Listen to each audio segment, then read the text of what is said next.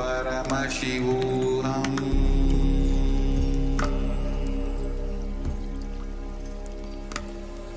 Om Nithyananda Paramashivoham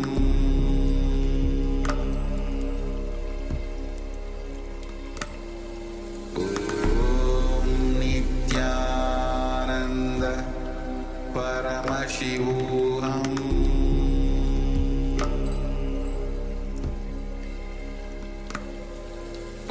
Om Nithyananda Paramashivoham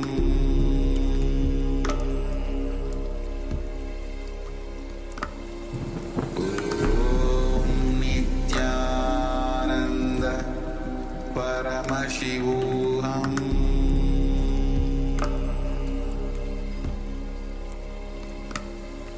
Om Nithyananda Paramashivoham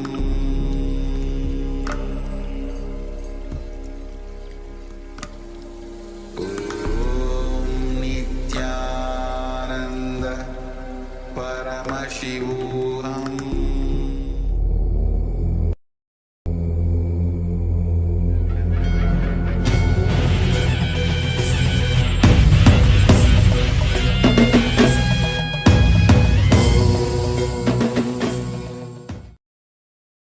Welcome to the Pratama Vinyasa Krama 108 Asana sequence of Nithyananda Yoga. Before we start the yoga session, we request all the male bodies to please remove your upper cloth, for yoga is a ritual, and male bodies remove the upper cloth for any Hindu ritual. All the female bodies, please tie up your hair, and we request all the participants to please wear a black dress, apply vibhuti on your forehead. If you are a male body, apply it on the 16 places over your body. Apply kumkum and any aushadha from the Supreme Pontiff of Hinduism you have available. Wear your Rudraksha mala, the Abharanam, to intensify the energy which you can hold throughout the yoga practice. Also, make sure to keep a Shri Yantra, which is a sacred mandala, in your room where you practice the yoga. If you don't have a Shri Yantra available, don't worry. We are projecting it in the background of our acharyas. Now settle down on your yoga mat and get ready for the ritual of yoga. Sit straight with your head, neck and spine in a straight line. Join your hands in Namaskara Mudra in front of your heart center. Close your eyes. Visualize Swamiji in your inner space as we chant the Sadguru Vandanam. Nithyanandam Paramasukadam Kevalam Jnanamurtim Dvandvatitam Gaganasadrasham Tattvamasyadilaksham Ekam Nityam Vimalamachalam Sarvadhi Sakshibhutam Bhavatitam Trigunarahitam Sadgurum Tam Namami. Next, we are going to chant the Shiva Mula mantra. Om Ham Haum Shivaya Namaha 11 times. Please follow along internally. Om Ham Haum Shivaya Namaha. Om Ham Haum Shivaya Namaha. Om Ham Haum Shivaya Namaha. Om Ham Haum Shivaya Namaha. Om Ham Haum Shivaya Namaha. Om Ham Haum Shivaya Namaha. Om Ham Haum Shivaya Namaha. Om Ham Haum Shivaya Namaha.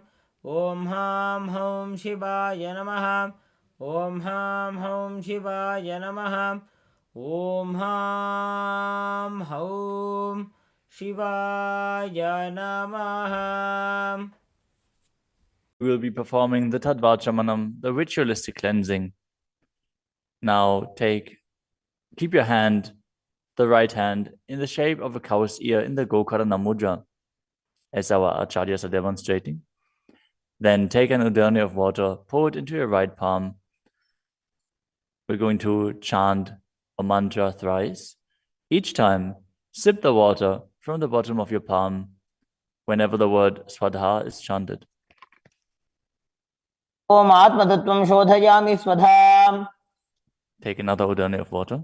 Om Vidyatattvam Shodhayami Swadham. Pour another udani of water into your palm. ॐ शिवतत्त्वं शोधयामि स्वधाम्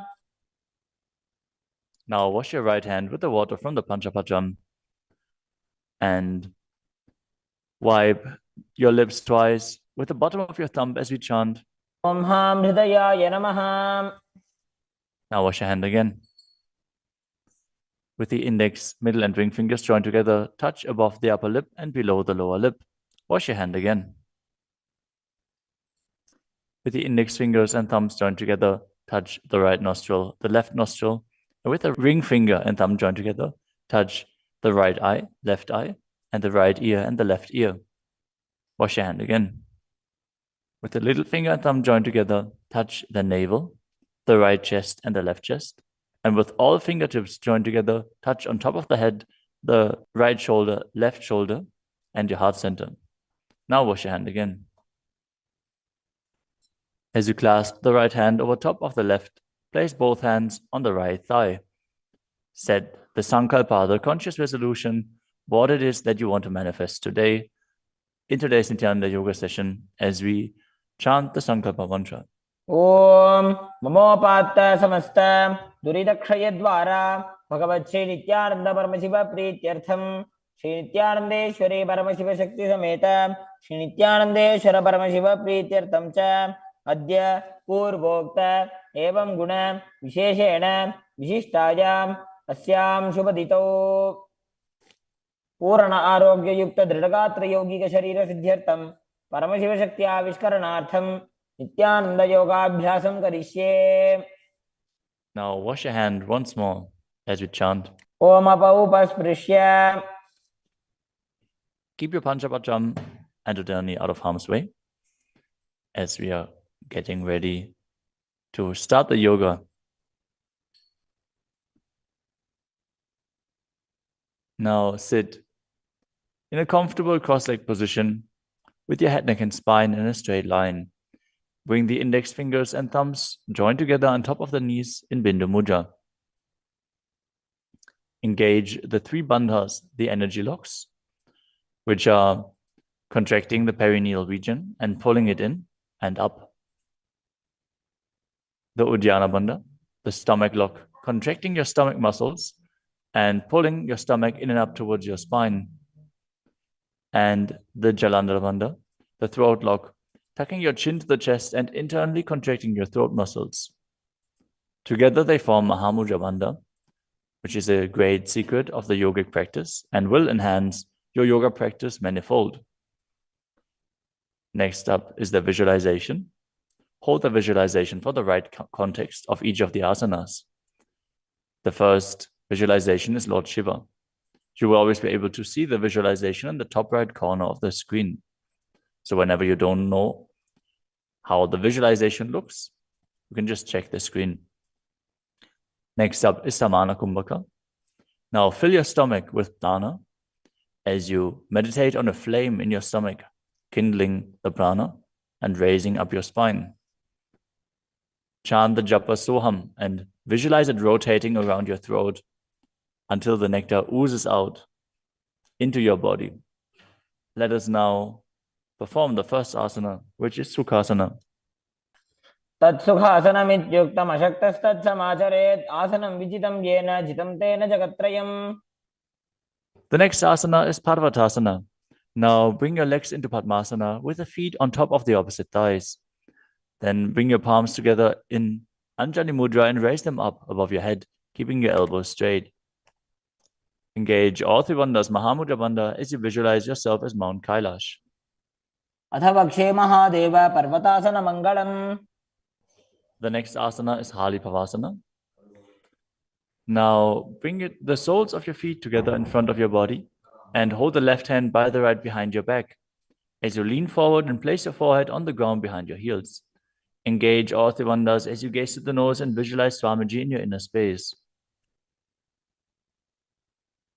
पूर्व विधियाहु मे जानो उभय पकतली संपुट ठानो.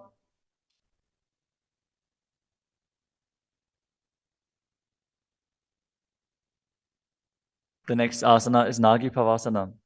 Now keep the soles of your feet together and stretch your hands out in front of the feet, cupping your palms placing them down on the ground as you place your forehead on the ground behind your heels. Engage all tribandhas and gaze to the tip of your nose, visualizing yourself as a snake. पुरव विधि बरियागाने नीचौ हो वे कहूँ नि फनास्यो लगाई.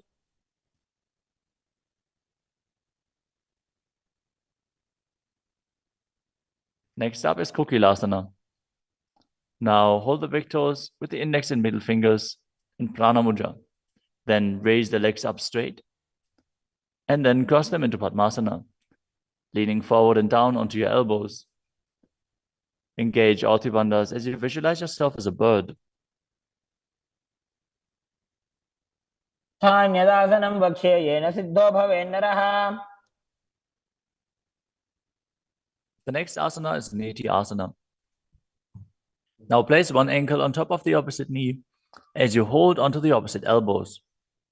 Engage all tribandhas, rotate your arms in a circle and gaze to the nose, visualizing Swamiji in your inner space, and after some time change the direction of the movement. घोड़ा बामा पादगी आशमाहिली सोये दक्षचरण को वार लोता परिकुल्फ समोय.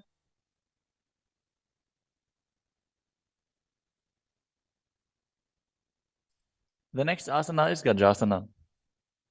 Now press your hands onto the ground, lifting your hips up high. Lower your head, then your chest, scooping the body forward and down again and again as you visualize yourself as an elephant. And perform Uddiyana Bandha, the stomach lock, and Mula Bandha, the root lock, as you do so. निब्जम्बादाग्रे भूमौ कृत्वा लम्बी भूया मस्तकाग्रे निधाय.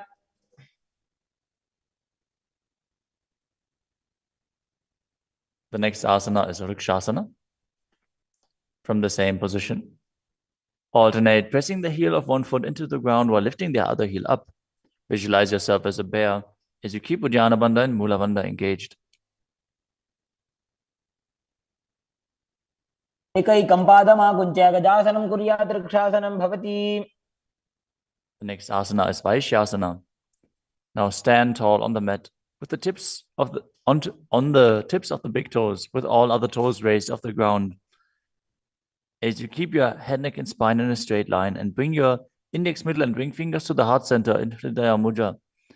Visualize Swamiji in your inner space and perform Uddiyana Bandha and Mula Bandha. केशेन पादयुगलं बद्ध्वा तिष्ठेत दोमुखः.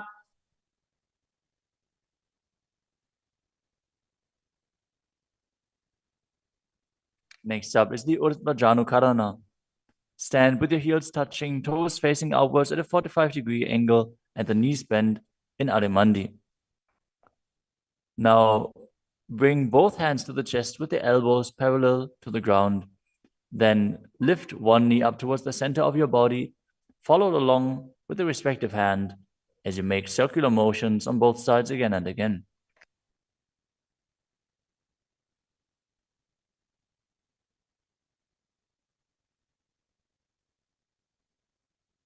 The next asana is Balalingasana. Now interlace your fingers from the outside in Sarvashankari Mudra and hold on to one knee, pulling it up towards your chest. Keep your head, neck, and spine in a straight line and visualize yourself holding a baby as you engage all three bandhas, Mahamudra Bandha.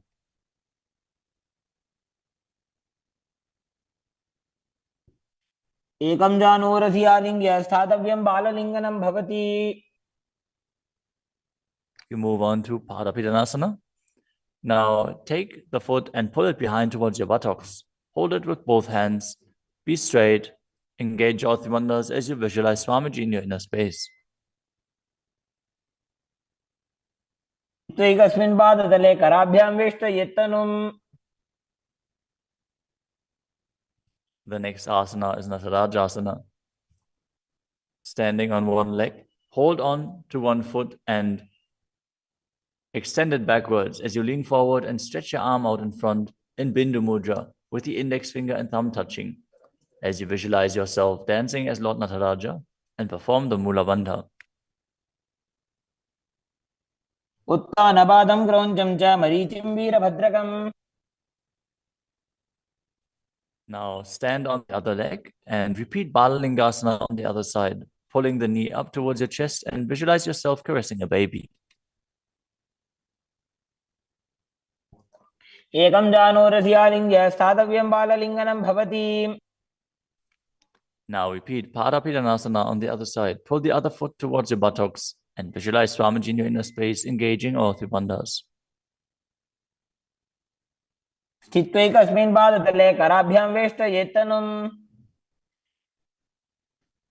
Now repeat Natarajasana on the other side, visualizing yourself as Lord Nataraja. पादं क्रौञ्चं च मरीचिं वीरभद्रकम्.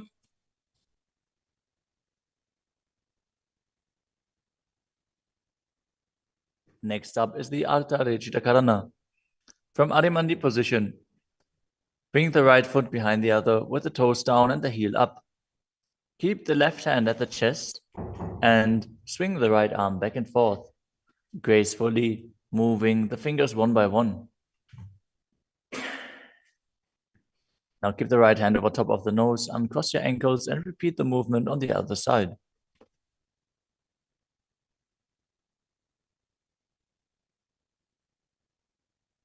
Next up is the skeleton dance. Now visualize yourself as a skeleton as you shake your body intensely.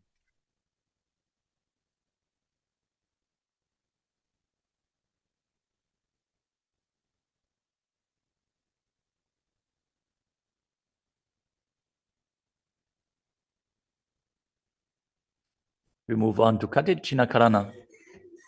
From Adimandi, with the heels together, toes pointing outwards and the knees bent, bring your hands above your head with the arms crossed, palms facing backwards. Now open your hips to one side and open the arms along above your head. Return to the center and repeat the movement on both sides again and again.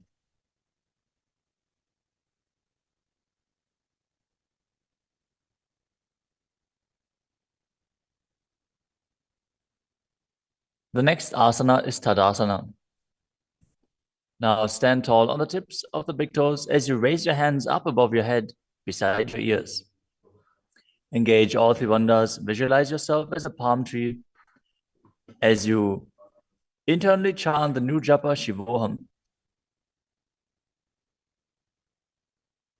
महामुद्राबद्ध कोनो ताड़ासन विभेदकान्. Next up is Uttanasana. From a standing position, lean forward and down, bringing your hands flat to the ground. Take precaution in the case that you are a pregnant woman. For pregnant women, shouldn't perform any of the forward bends. Now engage all three bandhas and bring your forehead towards the knees as you visualize Swamiji in your inner space.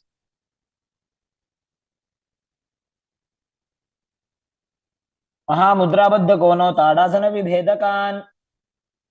The next asana is Tadakshvasana, the plank position.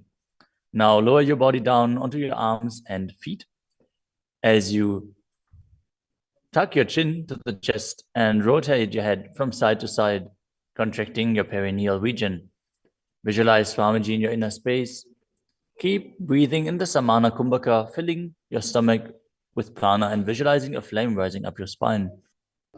गजासनवस्थित्वा मस्तकं वारं वारं दक्षिणकुक्षिं सव्यकुक्षिं नजेत्. The next asana is Bhujangasana.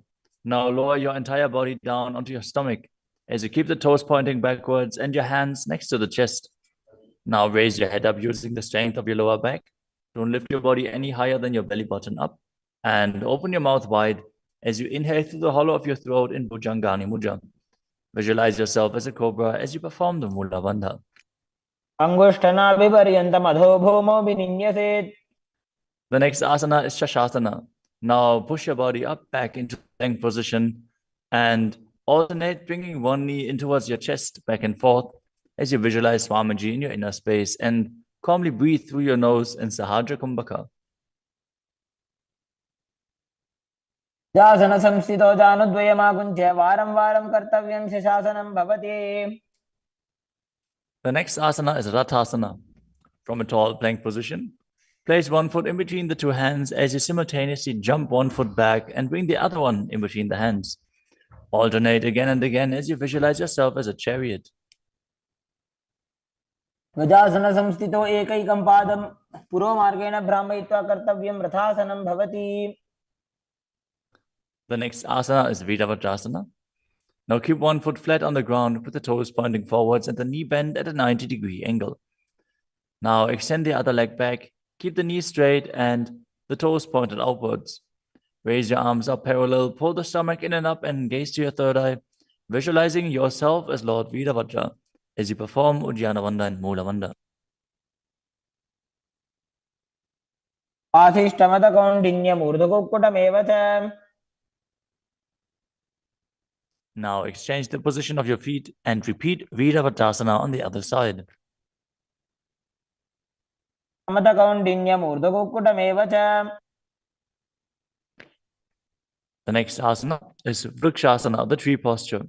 Now stand and bring one foot to the inner thigh as you bring your palms together in Anjali Mudra and raise them up above your head. Keep your elbows straight as you gaze forward and visualize yourself as a tree. अमोरमूलदेशे च जाम्यं पादं निधायतु. The next asana is Garudasana. Now bring the raised leg to the opposite hip. Join your hands in Namaskara Mudra in front of your heart center as you visualize yourself as Lord Garuda and engage the Mula Bandha. गरुडासनमावक्षे येन ध्यानं स्थिरं भवेत्. Now stand on your other leg and repeat Vrikshasana on the other side. वामोरुमूलदेशे च जाम्यं पादं निधायतु. Now repeat Garudasana on the other side, keeping the standing leg as straight as a rod and visualizing yourself as Lord Garuda. गरुडासनमावक्षे येन ध्यानं स्थिरं भवेत्. The next asana is Trikonasana. Now stand and step one leg forward and the other one far back, keeping the front toes pointing forwards and the back toes facing sideways. Now bring your hands parallel to the ground and lean forward and down as you keep one hand down and the other one raised up. Gaze upwards, visualizing yourself as a triangle as you perform the Mula Bandha. उत्तानपादं क्रौञ्चं च मरीचिं वीरभद्रकम्. Exchange the position of your feet. Step the other leg forward as you repeat Trikonasana on the other side. उत्तानपादं क्रौञ्चं च मरीचिं वीरभद्रकम्. Next up is the Nikuttaka Karana. From Adimandi position, heels touching, toes pointing outwards and the knees bent. Raise one heel off the ground and bring your hands in front of the heart center with the palms facing each other. Now stump the rest heel to the ground, raise the other heel up and exchange the position of your hands again and again.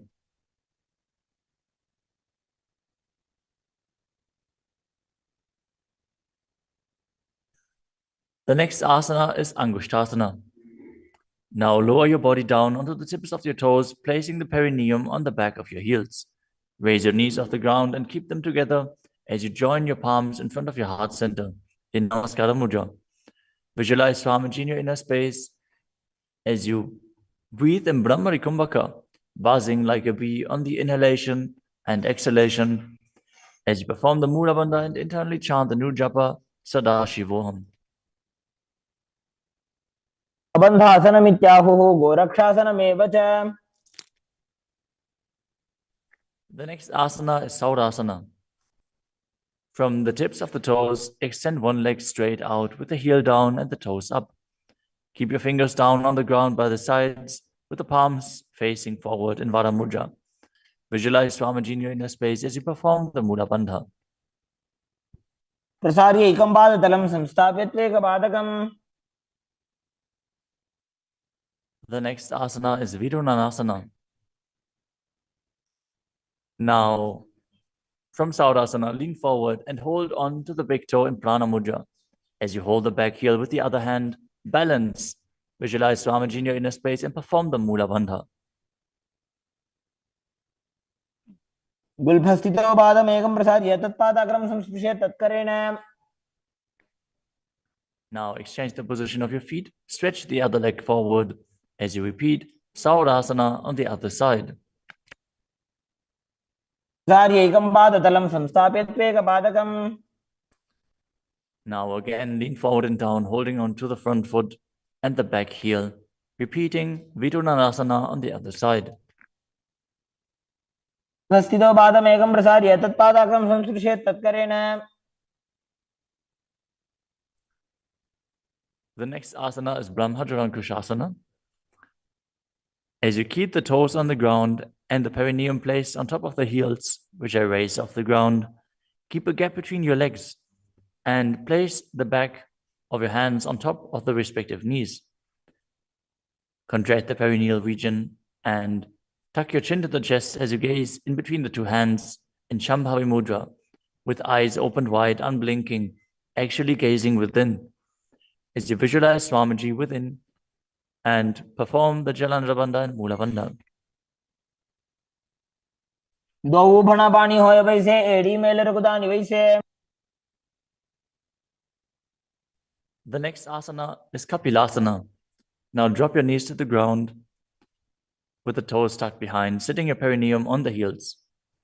As you keep your hands on top of the respective thighs and pull your stomach in and up, contract the perineal region, gaze to the tip of the nose and visualize yourself as sage Kapila Muni. उभय पगदली समटारावे तिनकी Mahuli core मिलावे.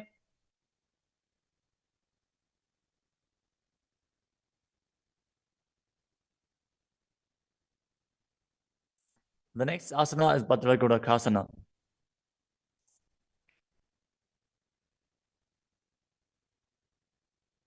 Maintain the same position as you shift your gaze up to the third eye. Visualize Swamiji in your inner space as you buzz like a bee in Brahmari Kumbhaka.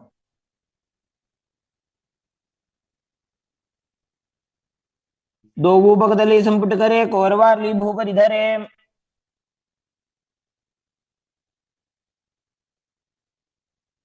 The next asana is Suryasana. Now sit with your toes tucked, perineum placed on top of the raised heels. As you bring your thumbs and little fingers together in Padma Mudra, opening up the palms resembling a lotus flower.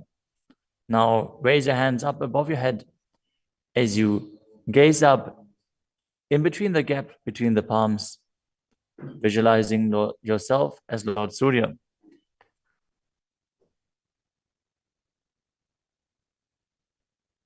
एड़ी दो गुदातरी आने फना पानी बैठक अब निठाने.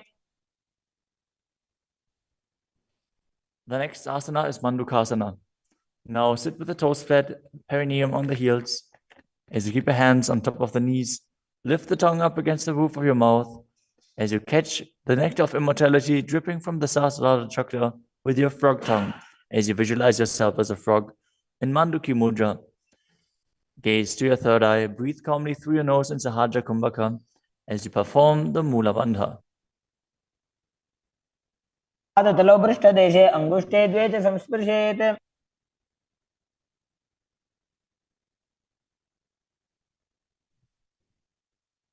The next asana is Uttana Mandukasana. Maintain the same sitting posture, but bring your hands behind your back, holding onto the opposite shoulders. Gaze to your third eye, visualize yourself as a frog as you keep your tongue pressed against the palate of your mouth in Manduki Mudra. Perform Uddiyana Bandha and Mula Bandha as you do so.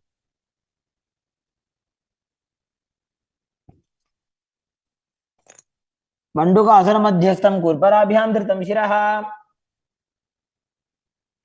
The next asana is Simhasana. Now cross your ankles and sit on your feet. As you keep the knees wide, fingers spread on top of the knees, open your mouth wide, stick out your tongue and exhale forcefully as you gaze at the tip of your nose and visualize yourself as a lion.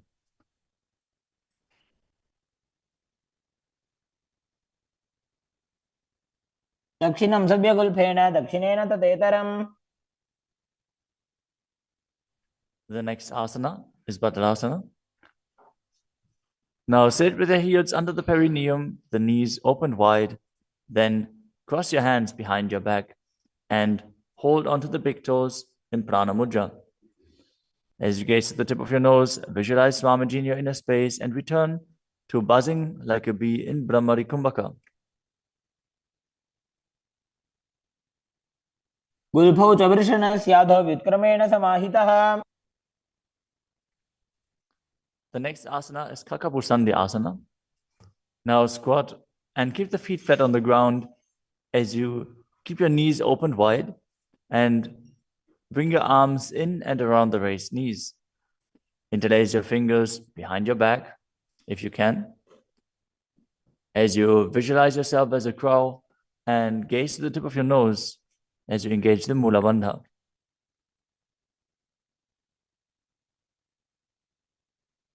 प्रथमे वेशक उगठाने दो गोहा तपगमी च आने. The next asana is Kanipavasana.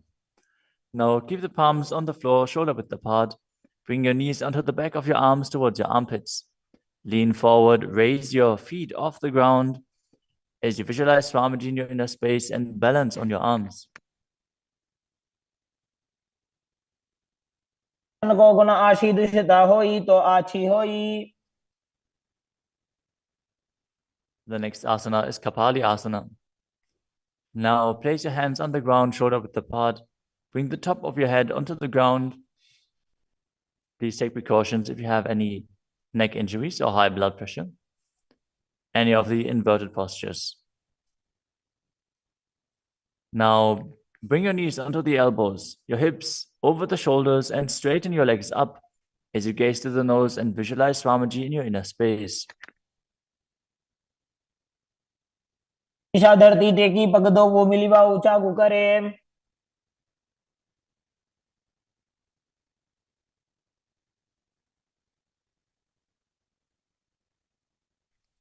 The next asana is Parshvamayurasana. Now squat on the toes with the legs together, twist your body and place both hands to the side as you align your elbows with the knee and hip and lean onto your arms, balance, extending your legs to the side. Gaze to your third eye as you visualize yourself as a peacock and exhale fully in Rechaka Kumbhaka as you hold your breath in the exhaled state. Perform the Mula Bandha as you do so. मयूरं दंडवत् कुर्यान् मायूरं दंड नामकम्. Now twist your body in the other direction and repeat Parshvamayurasana on the other side. मयूरं दंडवत् कुर्यान् मायूरं दंड नामकम्. The next asana is Bhairaganathasana. Now place both hands on the ground, shoulder width apart. Stretch your legs back straight into Tadakshvasana, the plank position.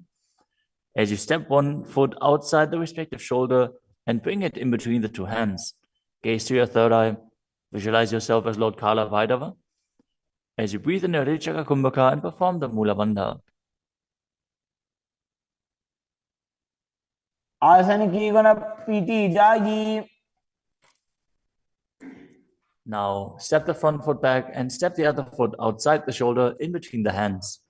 Gaze to your third eye in Shambhavi Mudra with the eyes open wide, unblinking, as you visualize yourself as Lord Kala Bhairava.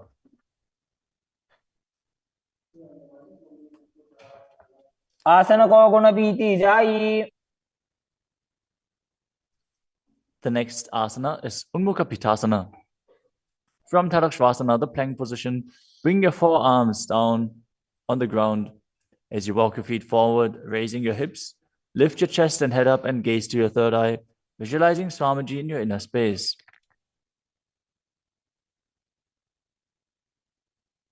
भून्यस्थो जानुनी हस्तो चतुष्पदम वाङ्मुखम्.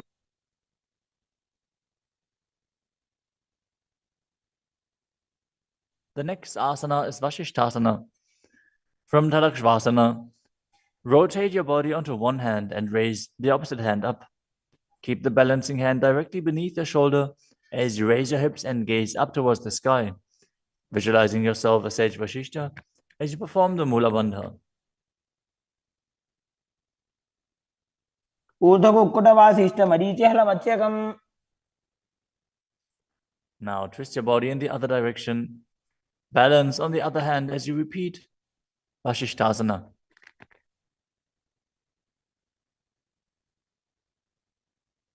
ऊर्ध्वकुक्कुटवासिष्ठमरीचिहलमत्स्यकम्. Now come to a seated position and extend your legs out in front with the heel down and the toes pointing up. Now bring your hands under the buttocks with the palms facing up. Keep your spine straight, elbows close to your body. Tuck your chin to the chest, contract the perineal region. As you gaze through the nose, visualize yourself as Lord Hanuman and internally chant the new japa Maha Sadashivoham.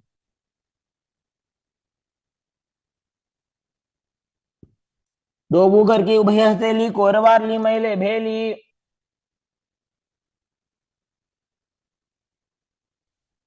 Next up is Paschimottanasana.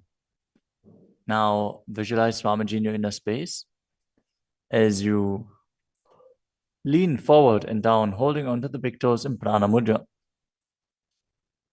Perform Mahamudra Bandha, all three bandhas engaged, and exhale all the air from your lungs in Lichaka Kumbhaka. जानो परिला लाटंतो पश्चिमं दानमुच्यते. The next asana is Ugrasana. With your legs straight, interlace your fingers behind your neck. Lean your chest forward and down, bringing your head to the knees by the strength of your core. Engage all three bandhas as you visualize Kali in your inner space. शुभानिभ्यां दृढं धृत्वा जानुभरि शिरोन्यसेत्. The next asana is Marichi Asana. Now, sit with the legs extended, bring one heel to the groin with the knee raised, and reach your arm in and around the raised knee as you clasp your hands behind your back. Bring your chest to the thighs, head to the knee, and visualize yourself as Sage Marichi. उत्तानपादं क्रौञ्चं च मरीचिं वीरभद्रकम्.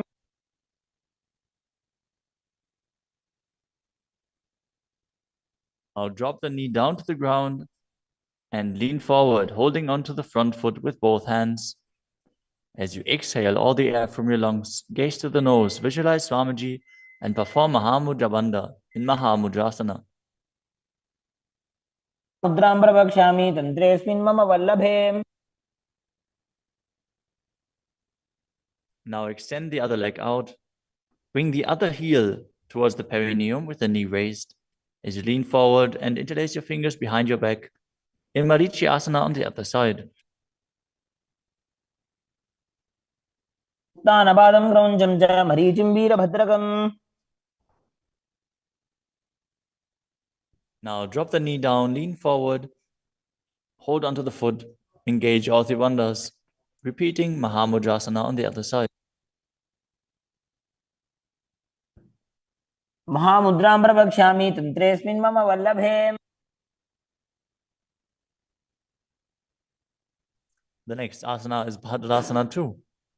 As you sit and bring the soles of the feet together with your heels close to the perineum, keep your knees wide, hold your feet firmly with both hands, and maintain a straight spine as you gaze to the nose and visualize Swamiji in your inner space.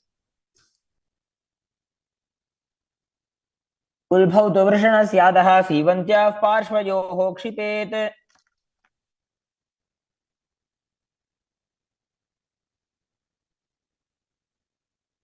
The next asana is Gvali Pavasana. From Bhadrasana, extend your feet away from your body. Keep the toes together, heels apart, knees wide open. As you place your hands on the respective knees, tuck your chin to the chest and gaze to the nose. Visualize Swamiji in your inner space. Perform the Jalandhara Bandha and Mula Bandha. ध्रुवचर्पट चौक कख्यो सोजी वाही विधियो की जे सोई. The next asana is Joni Asana. Now sit, keep the soles of the feet together and the heels close to your perineum as you visualize the Yoni Mandala, which is projected on the screen. Now hold the soles of the feet as you lean forward and down and bring the forehead to the feet as you gaze to the nose and perform the Mula Bandha.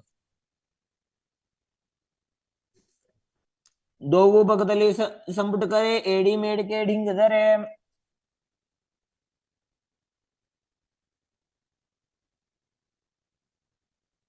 The next asana is Midakipavasana.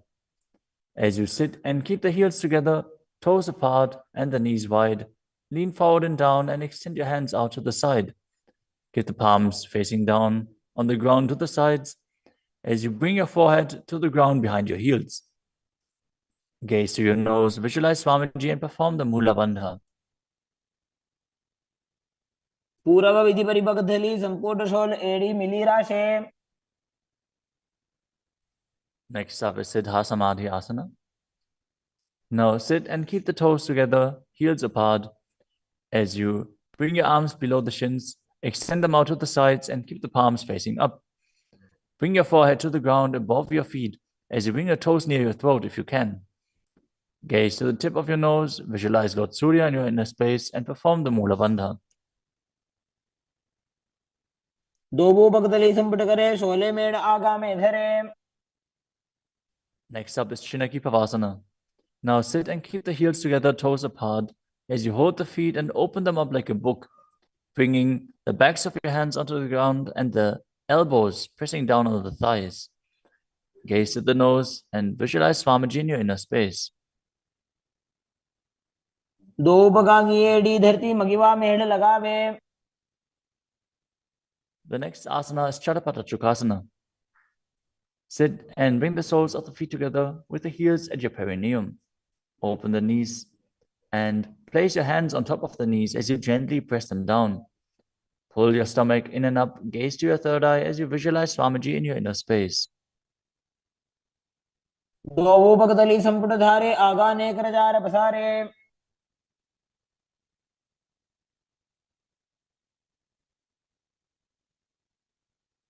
The next asana is Bhairavasana.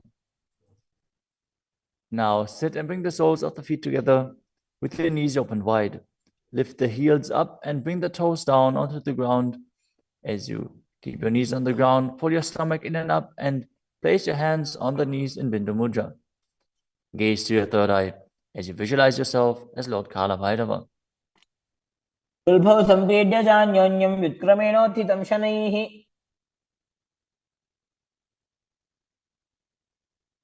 The next asana is Samanasana. Now sit with one heel at the perineum.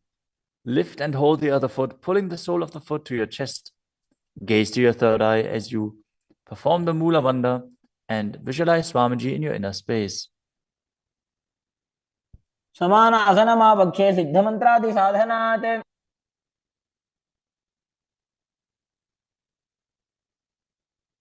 The next asana is Apanasana.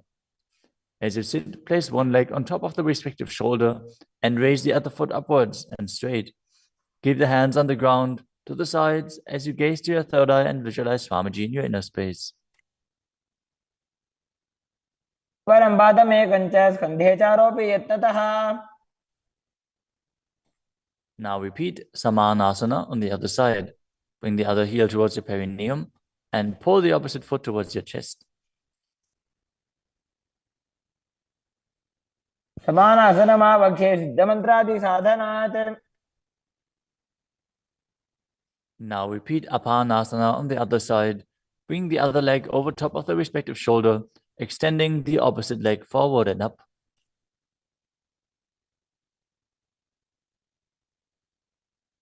परं पादमेकं च स्कन्धे चारोपि यत्नतः।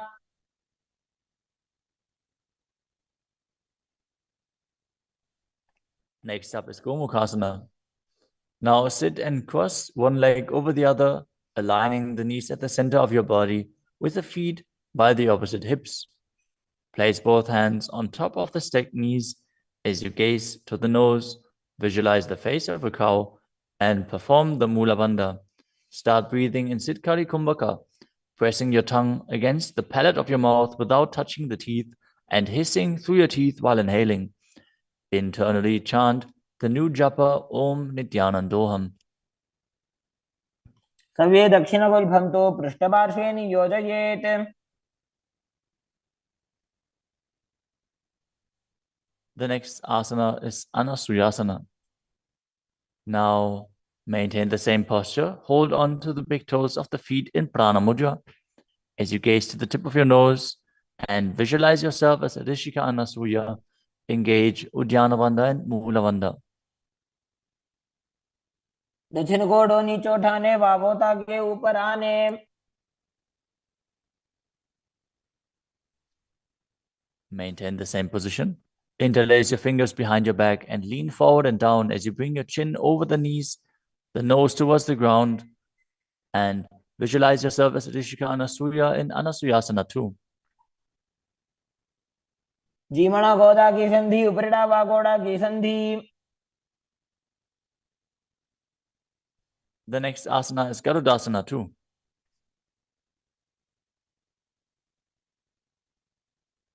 Now sit on the ground with one heel pressed against the perineum.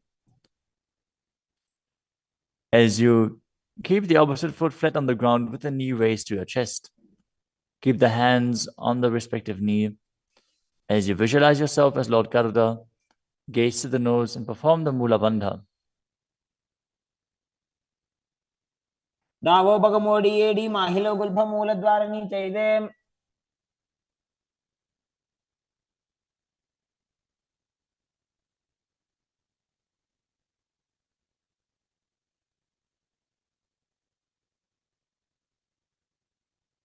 The next asana is Naradasana.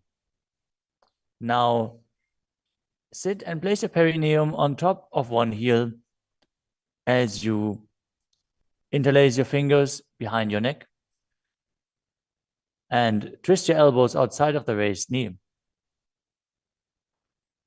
Gaze to your third eye and visualize yourself as Narada as you perform the Mula Bandha. पिष्टि जवाम पगदली केरी भूपरिता हिल लगा बेफेरी. Next up is Matsya Pitakasana. Now place one foot on top of the opposite thigh. Wrap the respective arm around the knee, holding onto the opposite shin as you hold the big toes with the other hand in Prana Mudra. Visualize yourself as Matsya, the fish avatar of Lord Vishnu, as you perform the Mula Bandha. नवामांगुष्टंतो गृहीतं Madhya पीठकम्.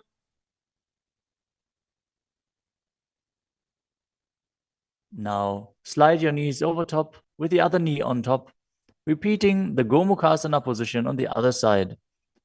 Gaze to the nose and visualize the face of a cow as you keep hissing through your teeth without the tongue touching your teeth. In Siddhkari Kumbhaka.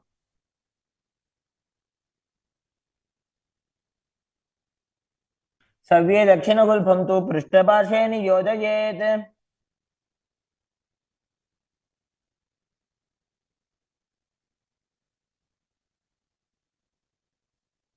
Next up is Anasuyasana on the other side. Hold onto the big toes as you visualize yourself as Rishika Anasuya.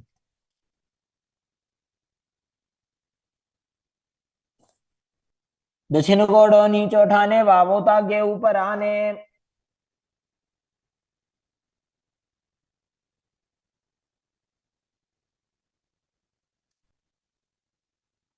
Now, from the same position, interlace your fingers behind your back and lean forward and down. Chin over the knees, nose towards the ground. In Anasuyasana 2.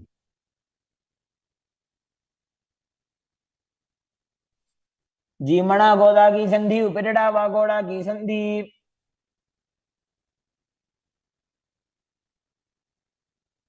Now repeat Garudasana 2 on the other side, bringing the other heel towards the perineum, knee raised, hands on the knees, as you visualize yourself as Lord Garuda. डावो पगमोडी एडी माहिलो गुल्फमूल द्वारनी चैदे. Next up is Naradasana on the other side.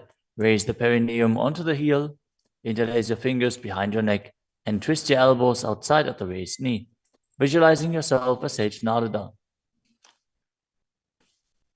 पिष्टि जवाम पगदली केरी भूपरिता हिल लगा बेफेरी.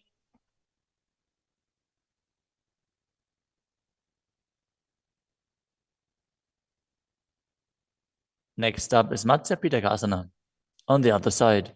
Now place the other foot on top of the opposite thigh. Hold on to the shin and the big toe of that foot as you visualize Matsya, the fish avatar of Vishnu. वामेन वामाङ्गुष्ठन्तो गृहीतं मत्स्यपीठकम्. Next up is Matsyendrasana.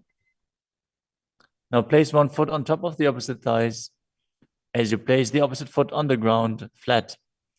Twist and bring the elbow outside of the raised knee. Keep your raised arm by the neck. Turn your head back and gaze to your third eye, visualizing Matsyendranath, the great sage and master of Hatha Yoga. उदरं पश्चिमाभासं कृत्वा तिष्ठति यत्नतः.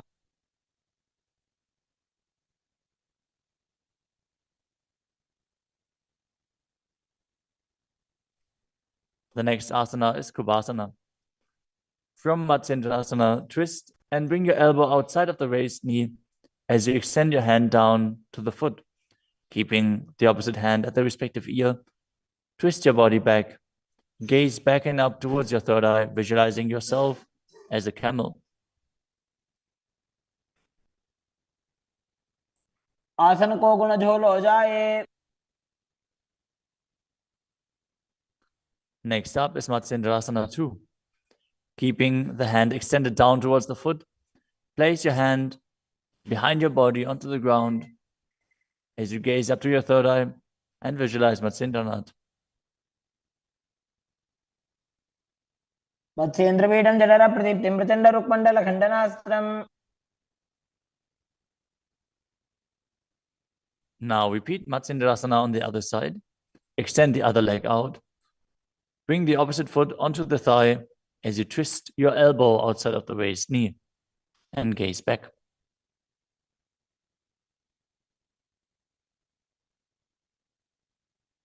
उदरं पश्चिमाभासं कृत्वा तिष्ठति यत्नतः.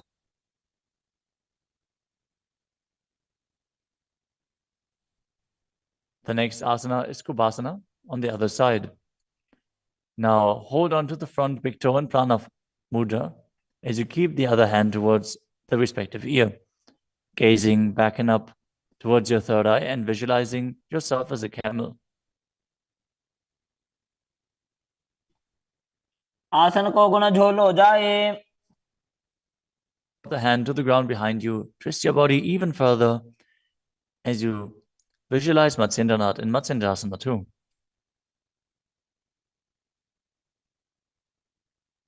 मत्स्येन्द्रपीठं जठर प्रदीप्तिं प्रचण्ड रुक्मण्डलखण्डनास्त्रम्. The next asana is Padmasana.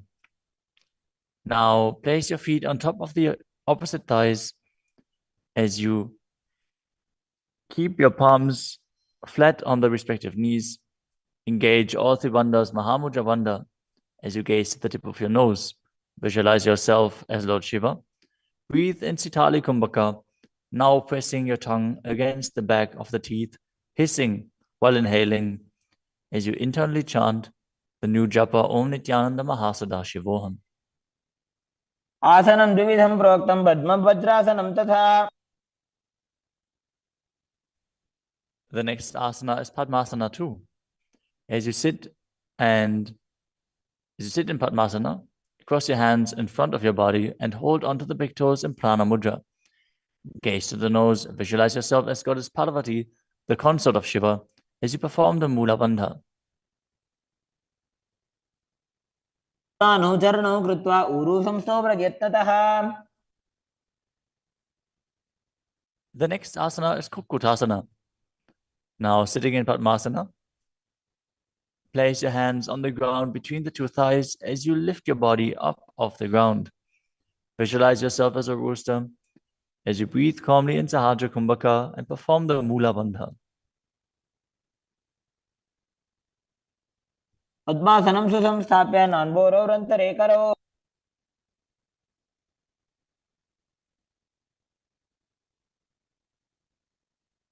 The next asana is Baddha Keki Asana.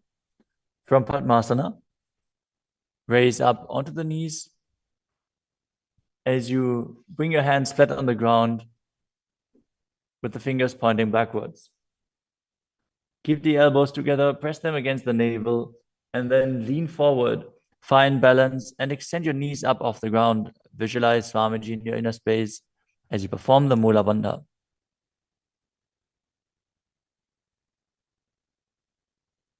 धरामवष्टभ्यकरद्वयेन तत्कोर्परि स्थापितानाभिपार्श्वः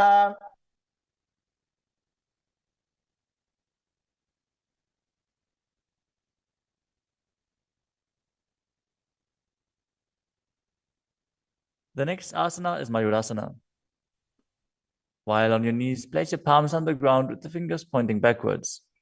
Keep your elbows at the navel, lean back, lean forward, find balance and extend your legs up off the ground, visualizing yourself as a peacock as you perform the Sahaja Kumbhaka and engage the Mula Bandha.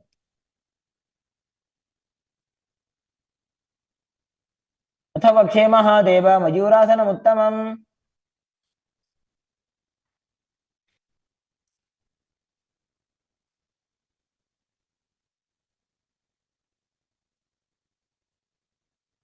Next up is Makarasana. Lay down on your stomach with the feet pointing outwards and the forehead on the mat. Interlace your fingers behind your neck as you visualize yourself as a crocodile and perform the Mula Bandha. अध्यासशेते हृदयं निधाय भूमौ च पादौ च प्रसाद्यमानौ As you lay on your stomach, place your hands on the ground beside your chest. Raise your legs up, bring the thighs off the ground, visualizing yourself as a locust. In Shalabhasana. अध्यासशेते करयुग्मवक्षो भूमिमवष्टभ्यकरयोस्तलाभ्याम् The next asana is Ushtrasana. As you lay on your stomach, bring your hands to the feet. Pull the feet down towards the ground outside of your hips. As you visualize yourself as a camel and perform the Mula Bandha. अध्यासशेते पदयुग्मव्यस्तं पृष्ठे निधायापि धृतं कराभ्याम्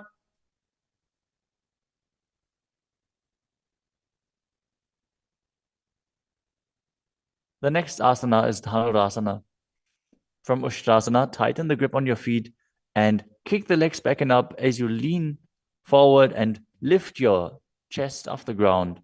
Gaze up to your third eye and visualize yourself as Pinaka, Lord Shiva's bow. Perform the Mula Bandha as you do so.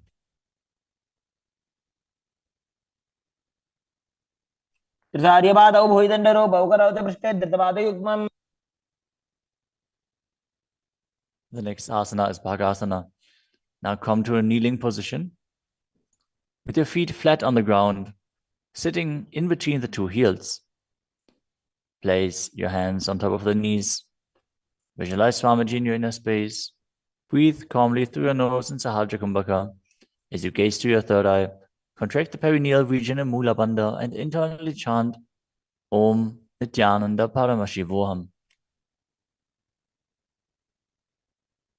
उल्टा मोड़ी पाओ तो वैसे बहुरो जगते करे कैसे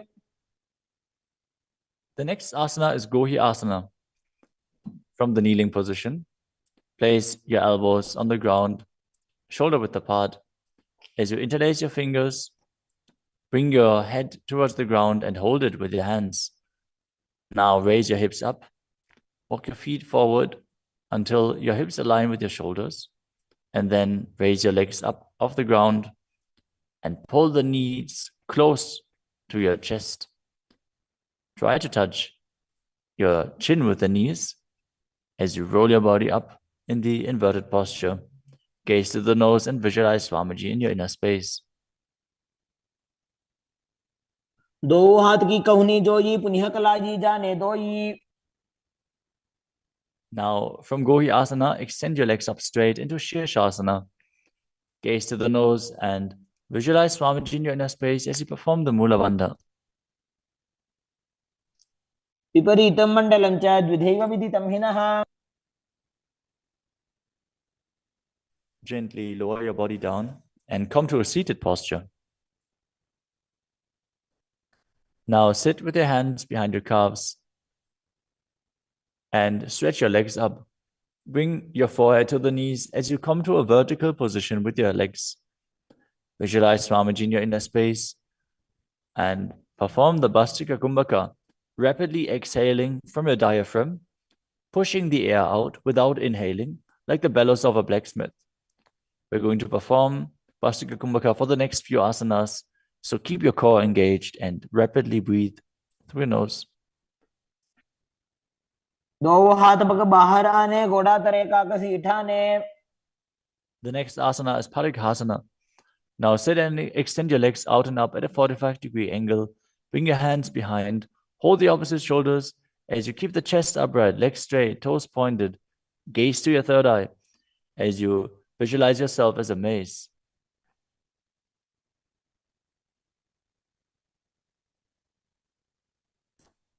उत्तानशयनं कृत्वा पादौ मिलित्वा प्रसार्य. Keep breathing rapidly as you sit and extend your legs out and up at a 45-degree angle. Keep your arms parallel to the ground or bring them down to the ground as you gaze to your third eye and visualize yourself as a boat in Naukasana. उत्तानशयनं कुर्पराभ्यां भूमिमवष्टभ्य. Next up is Rudrasana. Now sit and lift your feet up. Scoop your hands under the heels and pull the feet towards your chest.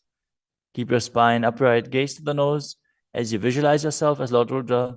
Perform the Mula Bandha as you do so. पगदली संपूटक हाथस्योपक ऊंचाई. The next asana is Unmukha Pitasana too.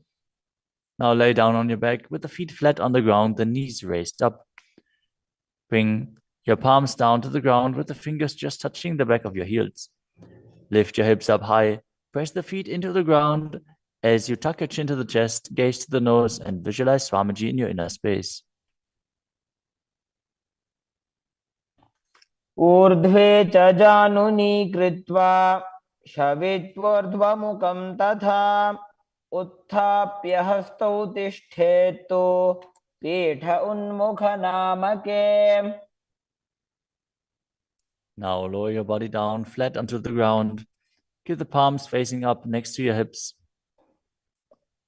As you contract the perineal region and forcefully pull the Kundalini Shakti up along your spine towards your Sahasrara Chakra in Shakti Chalan Mudra. Relax. Completely unclutch from any micro movements of the body and mind. As you visualize that your body is dead and the Supreme Pontiff of Hinduism, Swamiji, is liberating you. Internally chant the Mahavakya, Om Nithyananda Paramashivoham.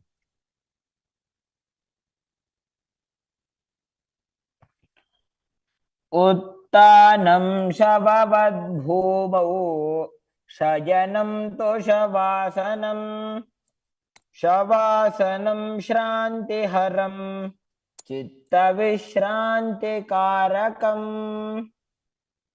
ॐ नित्यानन्द परमशिवोऽहम् ॐ नित्यानन्द परमशिवोऽहम् ॐ नित्यानन्द परमशिवोऽहम् ॐ नित्यानन्द परमशिवोऽहम् ॐ नित्यानन्द परमशिवोऽहम् ॐ नित्यानन्द परमशिवोऽहम् ॐ नित्यानन्द परमशिवोऽहम् ॐ नित्यानन्द परमशिवोऽहम्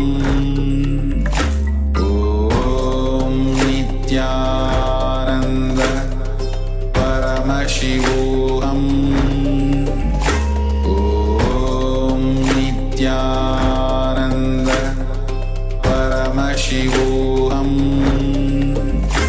ॐ नित्यानन्द परमशिवोऽहम् ॐ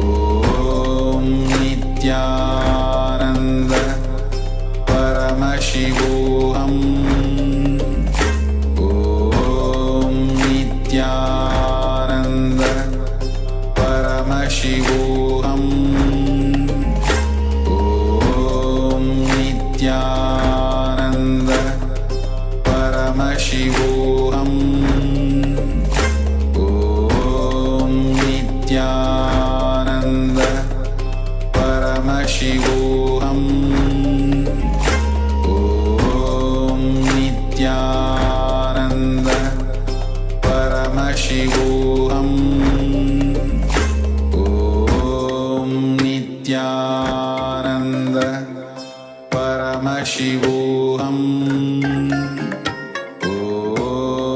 नित्यानन्द परमशिवोऽहम्. Now slowly return to your physical body. Start to wiggle your fingers and toes, your wrists and your ankles, your elbows and your knees. Pull your knees up towards your chest and rock your body from side to side as you return to a comfortable seated position.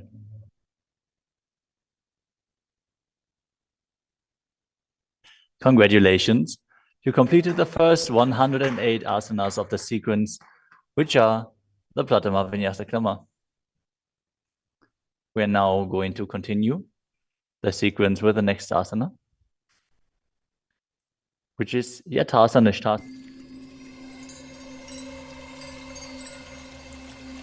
I welcome you all with my love and respect. Let you all open all your three eyes. ॐ नित्यानन्द परमशिवोऽहम्.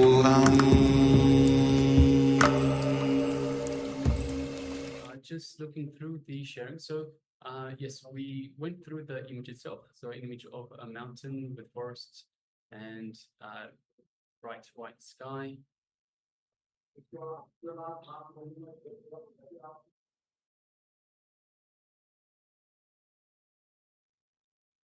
All right.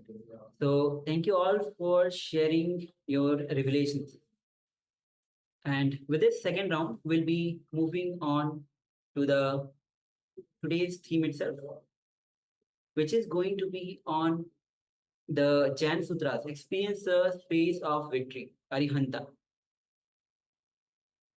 And Arihanta is the person who is not only enlightened, but actually radiates enlightenment. Just being in the presence of him, you experience that space. So Arihanta is the one who has experienced the victory within. So now we'll be entering into a revelation with Swamiji on the victory within and redirecting the success, redefining the success and leadership. So please come to the space of listening as we enter into this revelation with Swamiji.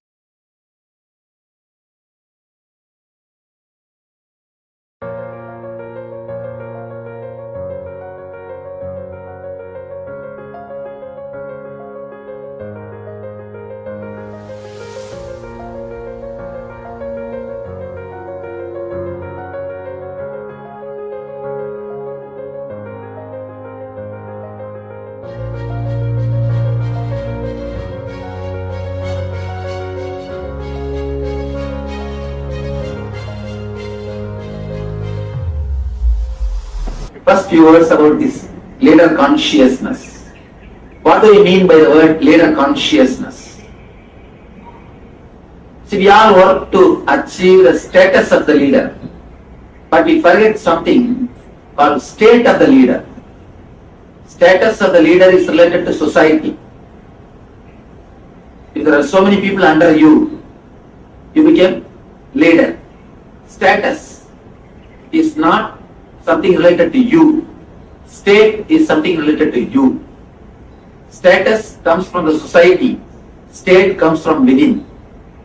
Unless you achieve the state, just achieving status will harm you and others. In the modern world, efficiency and success are often viewed as two sides of the same coin. But what lies between achieving and failing? Is it truly about hard work? Or is it something deeper or your, an illusion we create? Same, the gap between the efficiency and victory, achievement. There is no gap. Because of our hypocrisy, we don't want to believe we don't have efficiency. We know we have not achieved the result, but we don't want to believe we are responsible for it. So we always say, no, for my efficiency, for my skills, I should have been somewhere. God has punished me. All these are usual statements we use to hide our inefficiency. So these words like gap between the efficiency and success and these obstacles, all these words are just meaningless.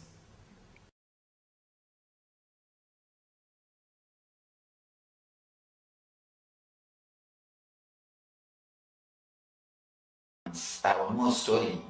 Suddenly one day farmer noticed that one of his cow is missing and there is a railroad near his farm, and he sued the railroad company thinking that cow has died, and company hired the best lawyer, big lawyer in the city to settle the matter out of court. Somehow lawyer convinced the farmer accepted 50% as percent of what he was claiming and settled.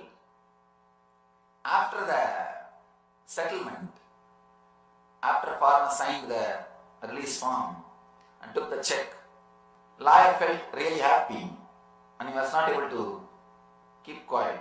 He was talking about his victory and he said, I am really happy I won the case because I don't have a single witness.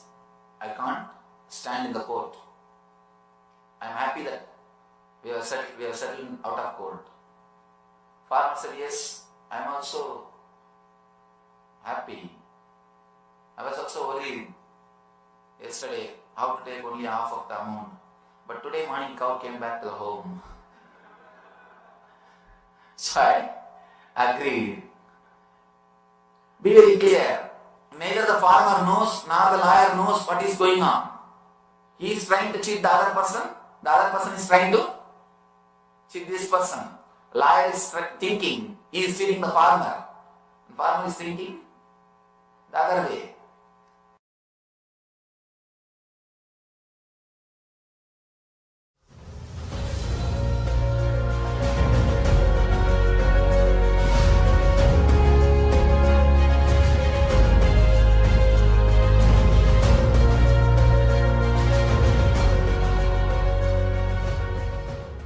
One thing, at least with commandment, you know directly commands are given to you. But when you start reading theologies, in a very cunning, subtle way, the commandments are inserted into your inner space. Logically, you are convinced. Logically, you are convinced to follow these rules. Logically, you are convinced about these teachings, then great damage, permanent damage is done to your consciousness. Let me be very clear.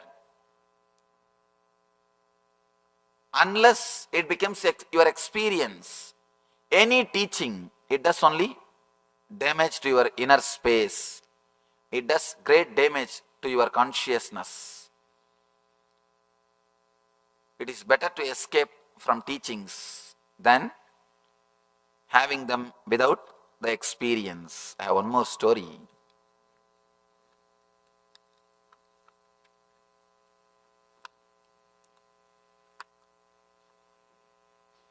Suddenly one day farmer noticed that one of his cow is missing and there is a railroad near his farm, and he sued the railroad company thinking that cow has died. And company hired the best lawyer, big lawyer in the city to settle the matter out of court. Somehow lawyer convinced the farmer accepted 50% as percent of what he was claiming and settled. After the settlement, after farmer signed the release form and took the check, lawyer felt really happy and he was not able to keep quiet.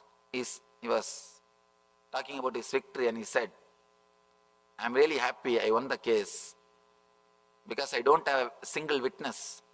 I can't stand in the court. I am happy that we are settled out of court. Farmer said, yes, I am also happy. I was also worried yesterday how to take only half of the amount. But today morning cow came back to the home.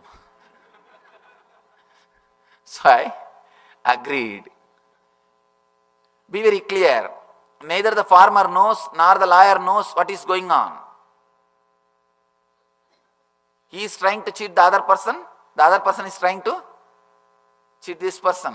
Liar is thinking he is cheating the farmer. The farmer is thinking the other way.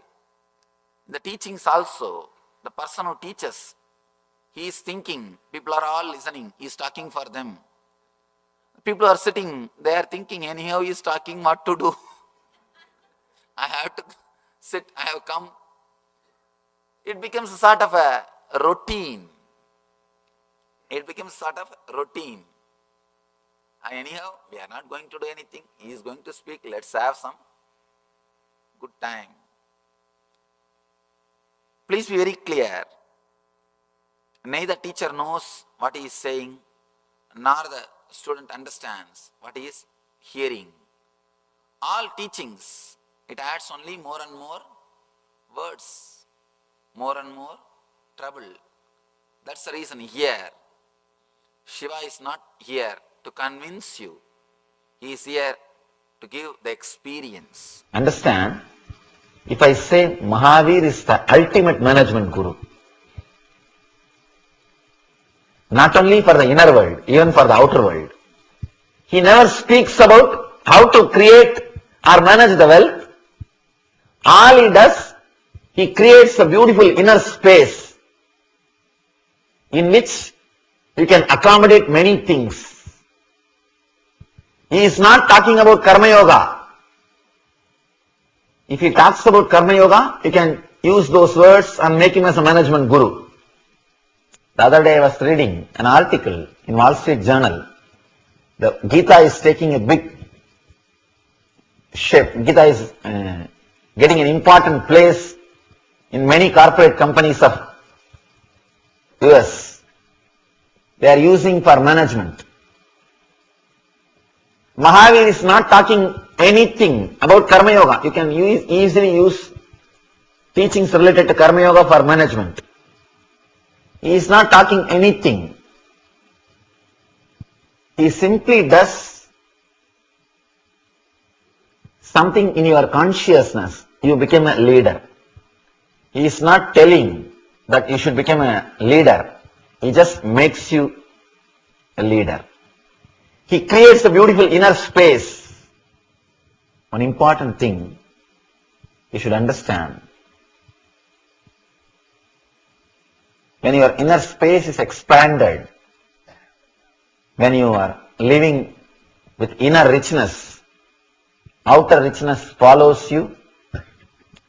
Not only follows you, it becomes your servant. We often talk about learning from our mistakes, our past mistakes, or others' mistakes. Aren't those also in a way engrams? How do you explain? One thing, it can be understood from two angles. First thing, whenever you learn from past experiences, you never store those engrams. If you are constantly brooding over those past mistakes, only then you store them as engrams. If you just learn, you don't have emotional attachment to it. But if you are constantly brooding over, if you are constantly suffering, only then that becomes engram. You can see in your life. One more thing, to tell you honestly, we never learn from our past mistakes. We may do the same mistake in a different angle, that's all. But we never learn from our past mistake. One more thing, intelligence is nowhere related to past. Intelligence is nowhere related to past. Let me give you a small example. Learning from experiences means, first you put your hand, the fire created by matchstick, and you say, oh, matchstick fire burns. Then you put your hand, the cigarette, and you say, oh, cigarette fire burns. Then you put your hand to the charcoal fire, oh, charcoal fire burns. Then you put your hand to the oven fire burns. By the time you come to a clarity through experience. All fire burns. Your body will be ready to burn. You will become old. Learning from mistakes, learning from past is something like a long process. It will never be successful. One more thing. Doing all mistakes and learning, you don't have time. You don't have time. You don't have time to do all the mistakes and learn. So learning from past mistakes is not a right lesson. Accordingly, that is not a right understanding. It may be a good morality, but not a lifestyle. Morality is different and lifestyle is different. So learning from past mistake and all those things are good lessons to learn in the young age, but not for practicality. Learning should be quantum, completely quantum. Keep your intelligence alive and respond to the moment. That's all. You can never learn from the past. One more thing, even if you learn from the past, you will be doing little better than that. Little better than past is not our life. Life is supposed to be quantum.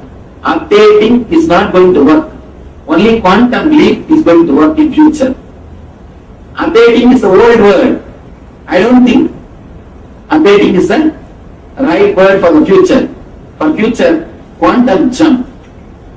Quantum leap. That's the only way. So updating your intelligence, learning from past, all these things are nice words to cheat yourself or postpone the growth. You can use all these nice words and hide our mistake. This is a nice word to use in front of your boss, not your consciousness.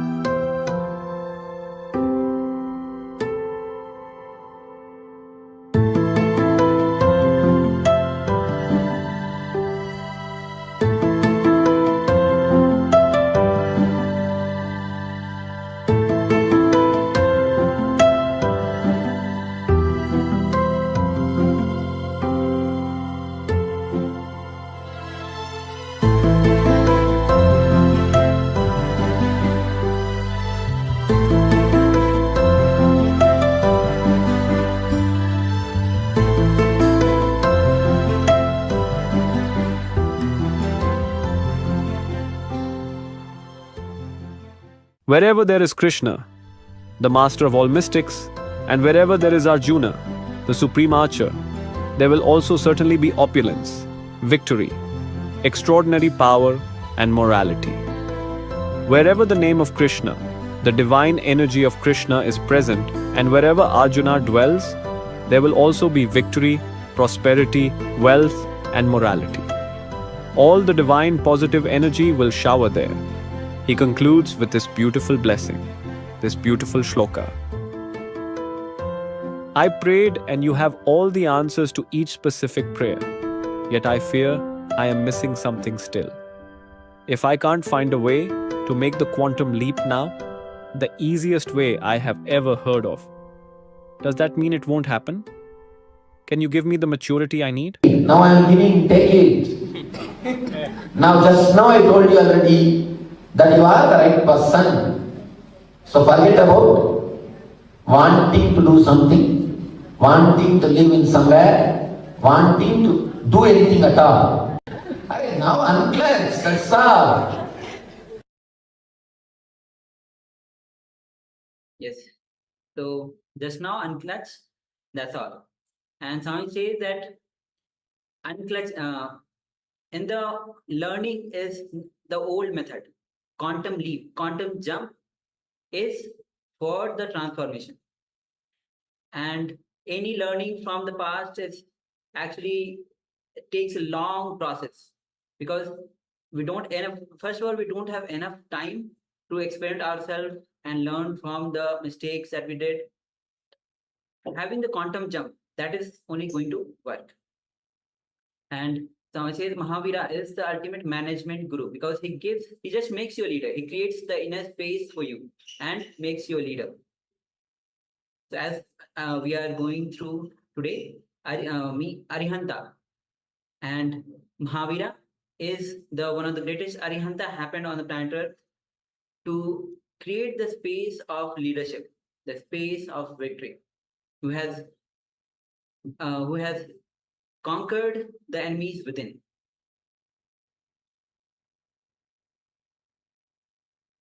All right. So with this, we'll be moving on to the next session, which is going to be on unlock your potential and become Arihanta. So Arihanta is a person who is not only enlightened, but radiates enlightenment to others, gives that experience to others.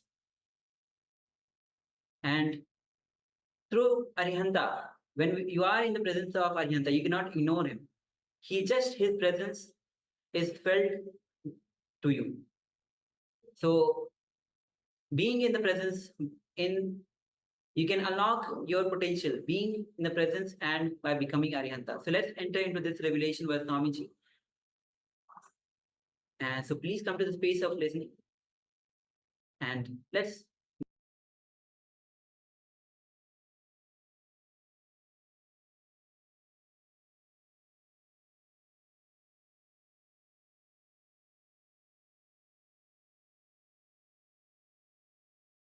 Leader or the follower is based on consciousness. It is based on the state of your mind, not the status of your chair. Leader is a state, not status. Please be very clear. People who achieve the status without achieving the state never stayed in that status. Even if you are in the status without the state, you will not be enjoying it. If you are in that state, the status will simply follow you. Even if you don't have the status, you will be enjoying your life. So it is necessary to achieve the state, then status. Status will simply follow you if you achieve the state.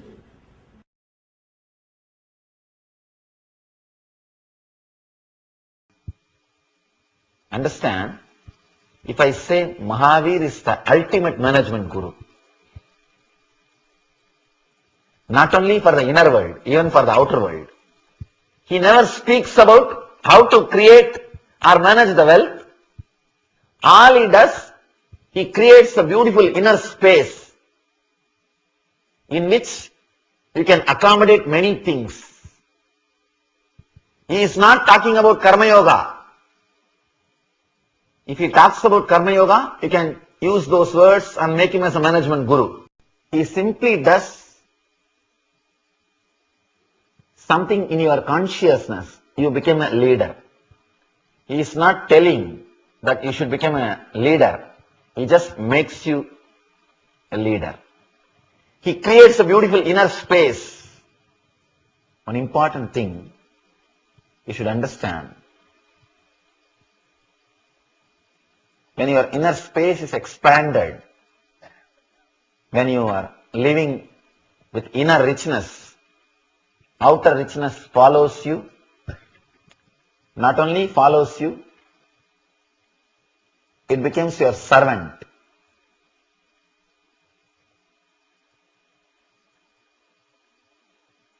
Let us enter into the words of Mahavira. We will understand how he does this great thing through his unique teachings and techniques.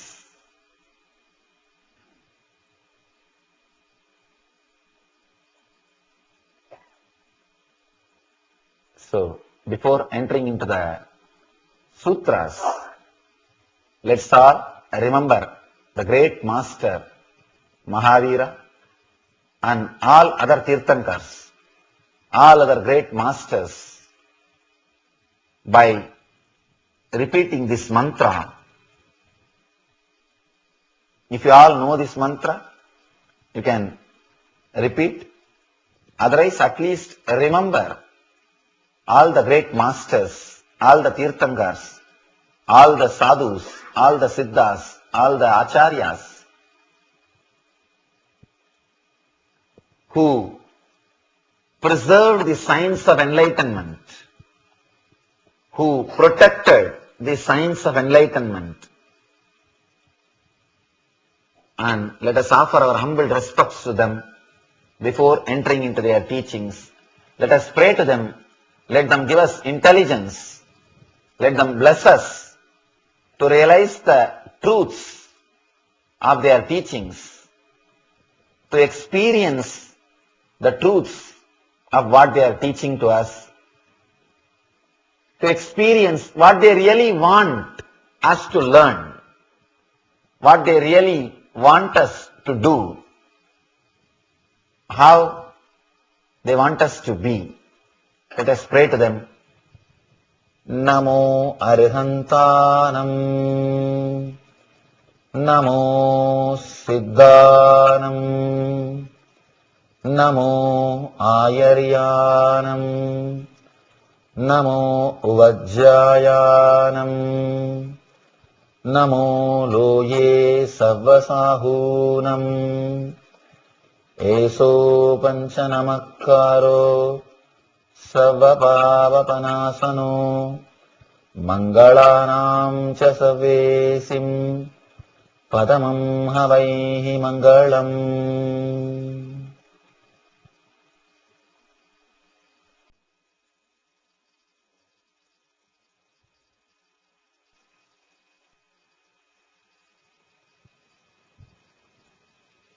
Let us first understand this mantra.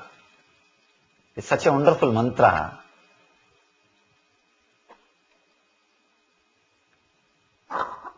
I'll tell the translation. I'll read the translation. Then we will try to understand this mantra. I bow in reverence to Arhantas, means the people who have conquered the enemies. Enemy does not mean the outer world enemy, the inner world enemies. I bow in reverence to Siddhas, means all liberated souls. I bow in reverence to Acharyas. I bow in reverence to Ubadhyayas. I bow in reverence to all sadhus. This fivefold salutation destroys all sins, and amongst all auspicious things, this is the most auspicious one. Mangalanancha Savesim. Padamam Havai Mangalam.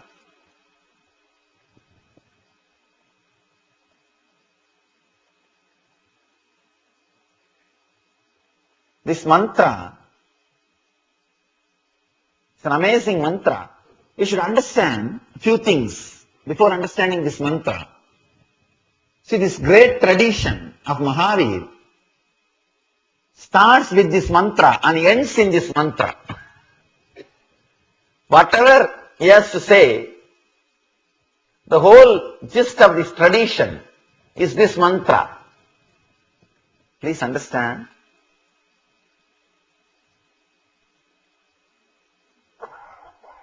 They are not worshipping the gods who will give wealth. No.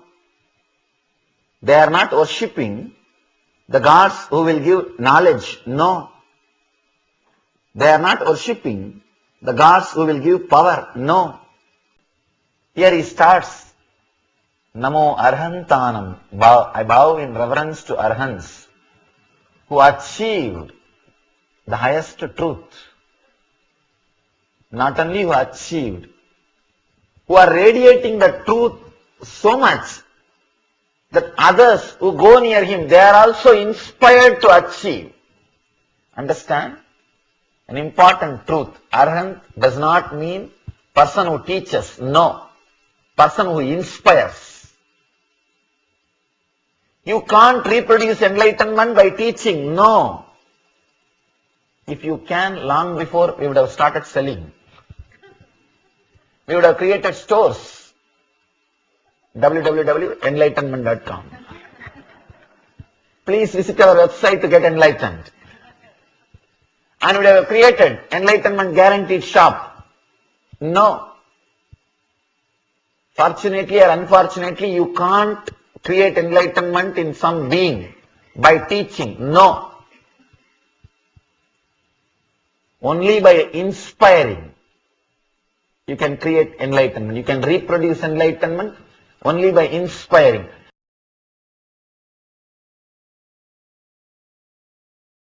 Arhanta is a person who is radiating the truth so powerfully, so strong.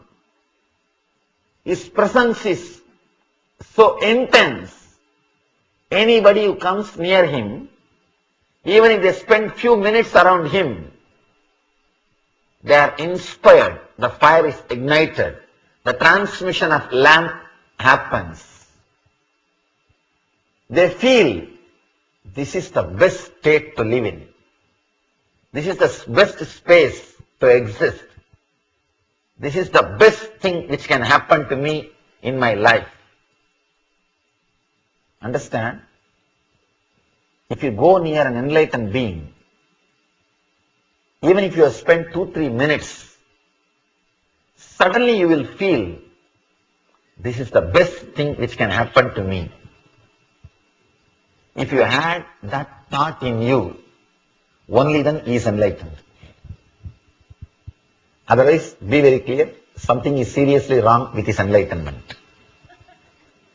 If he cannot radiate, if he cannot create that inspiration in you, forget about him. There is something seriously wrong in his enlightenment.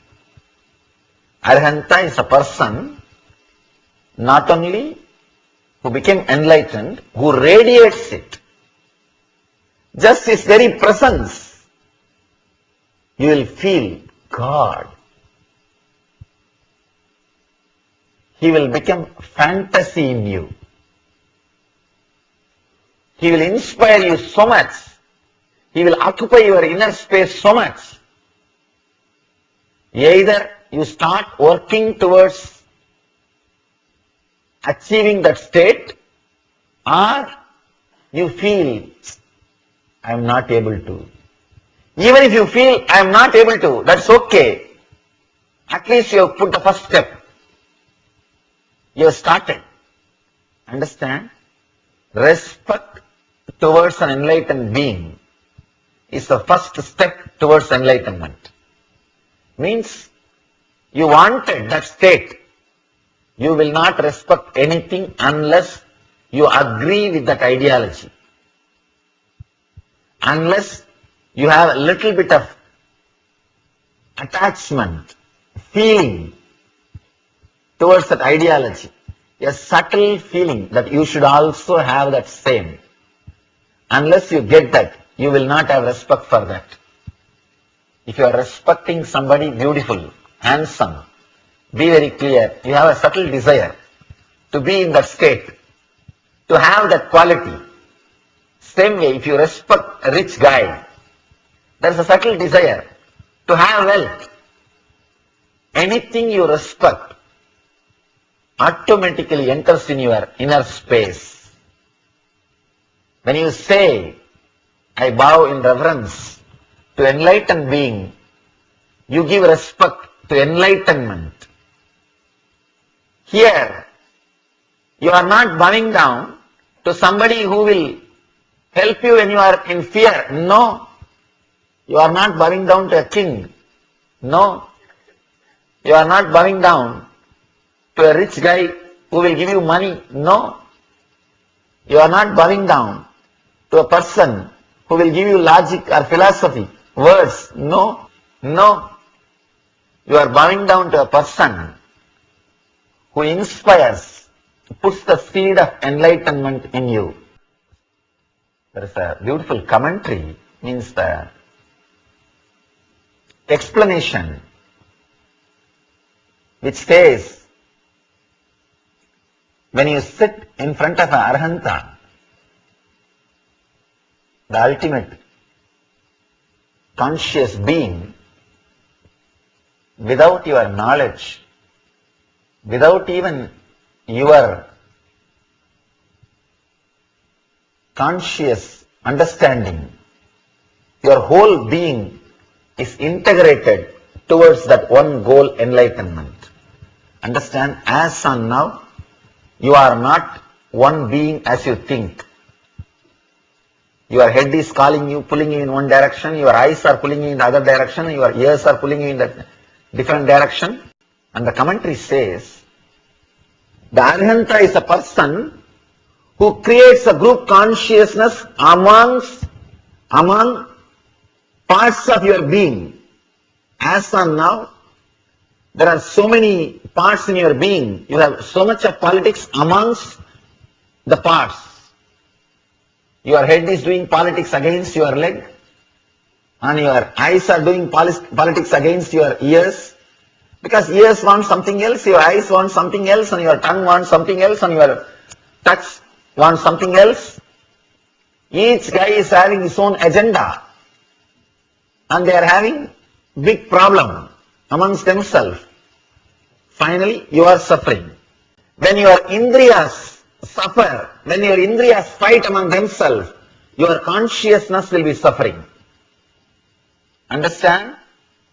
When your senses and mind fighting amongst themselves, your consciousness, your inner space will be suffering.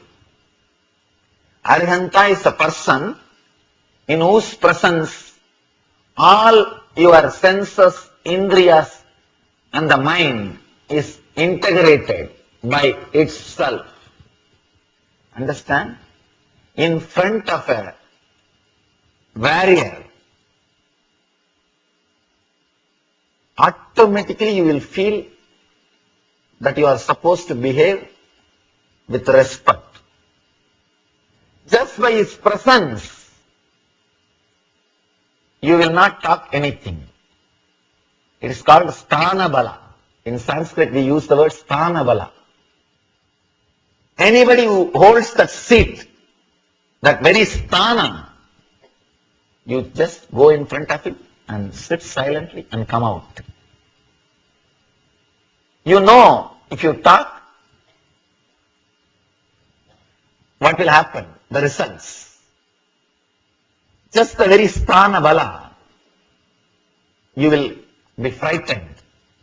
Same way, in the presence of the Arhanta, just the very presence, just the sthana bala, your senses will be integrated. Your inner personality, your mind, indriya, buddhi, chitta, everything will be integrated. Because all your senses, they know he has killed all his enemies. Any moment he may kill me also. Let me be silent. For example, if you are going and sitting in front of a person who has done 100 murders, will you talk? Will you oppose him? Unless you are mad. You know he has killed all his enemies. So, if I give an idea that I am also his enemy, simply I will be killed. You will keep quiet. Same way, all your senses, your mind, they know he has killed his enemies. Arihanta, who has conquered all his enemies. So naturally, he will kill me also. Better let me keep quiet. Your personality will be integrated just by his presence. Understand? This bowing down, remembrance will invoke their presence.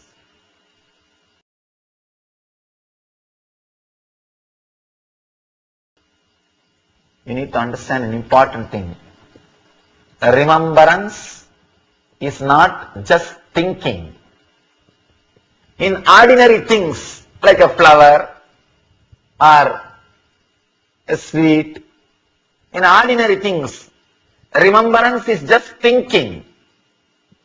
But when it comes to an enlightened beings, remembrance is invoking their presence.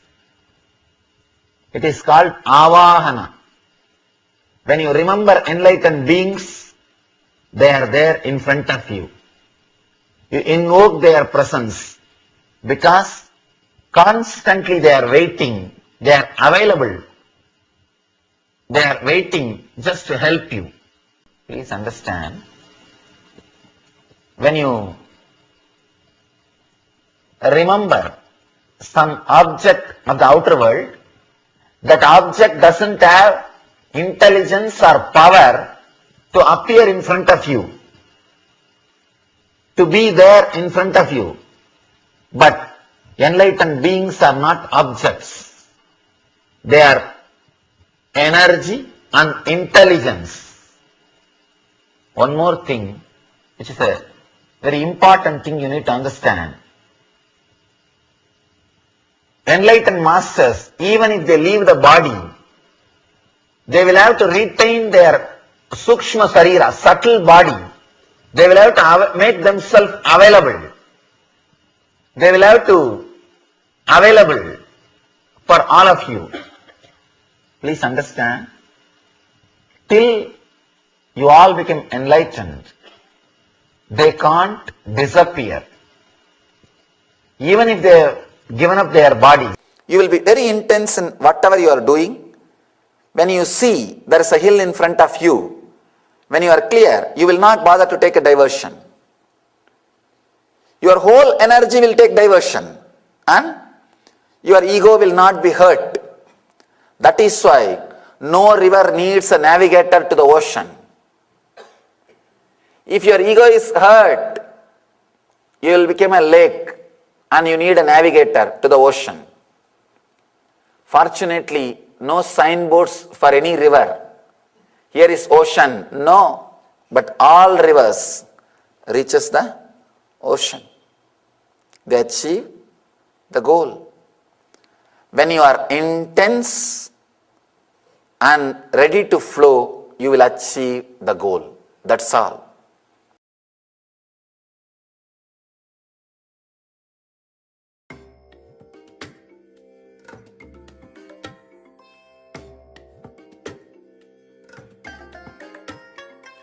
I bless you all. Let you all open all your three eyes and manifest the powers of Mahasadashiva.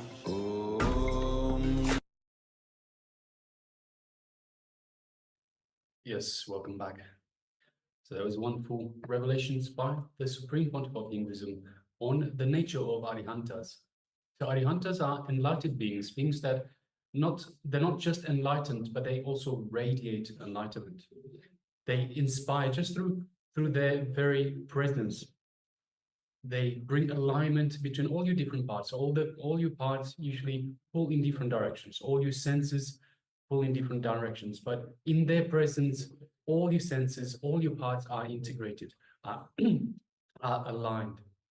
They inspire and occupy your space so much in their presence that you cannot help but be in that same space.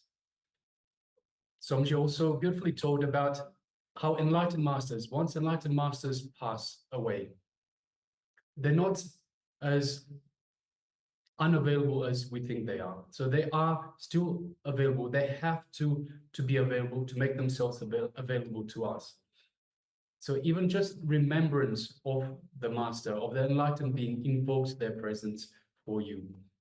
They are available. They make their subtle body available for you. So you can still call on to them, you can still invoke them, and they have to help you out. They make themselves available for you. Yes, Samish said that first, before entering into this revelation, Samish bow down to all the acharyas, all the masters, all the arihantas for keeping this science of enlightenment alive. And even we are hearing these signs of enlightenment, it is because these masters, gurus, acharyas have kept the signs of enlightenment alive.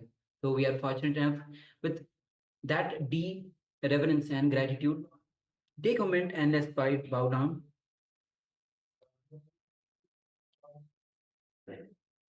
Yes. All right. So with this, we'll be entering into the next, which is going to be on the detox. And today, the detox is on Ati Maduram. To maintain a good health. Now, in order to maintain a good health, you need about 2 to 3 hours of deep sleep. Yes, not the sleep when most time when we sleep, we are in the dreaming state. But when you go beyond deep, which much deeper layer, which is deep sleep, then we are actually sleeping. That is, if we have 2 to 3 hours of deep sleep, then being in the deep sleep state for 2 to 3 hours brings us good health. Additionally, you need another 2 to 3 hours in the dream state just to keep yourself healthy and to cope up with the reality and the 5 states of consciousness. Again, see, to maintain a good health, you need 2 to 3 hours in the deep sleep state. Additionally, you need another 2 to 3 hours in the dream state.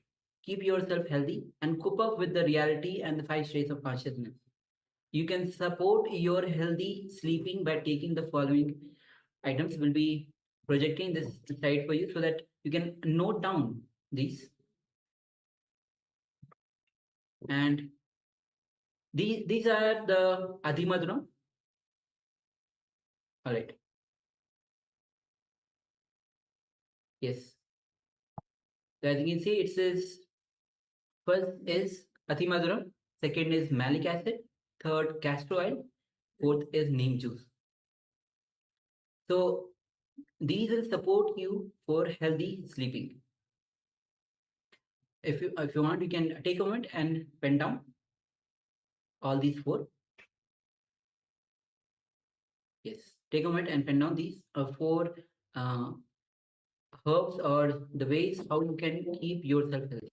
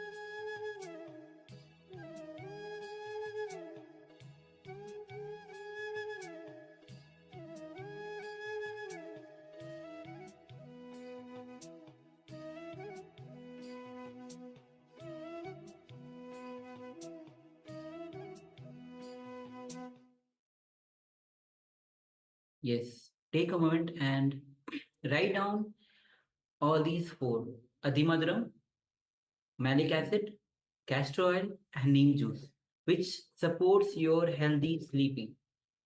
And also, you can also take down the two points which is mentioned above, like 2 to 3 hours of deep sleep is required for you to be in to maintain the good health. And additionally, you need 2 to 3 hours of dream state to keep yourself healthy. So take a moment and pen down. Make sure that you are writing these points. Yes.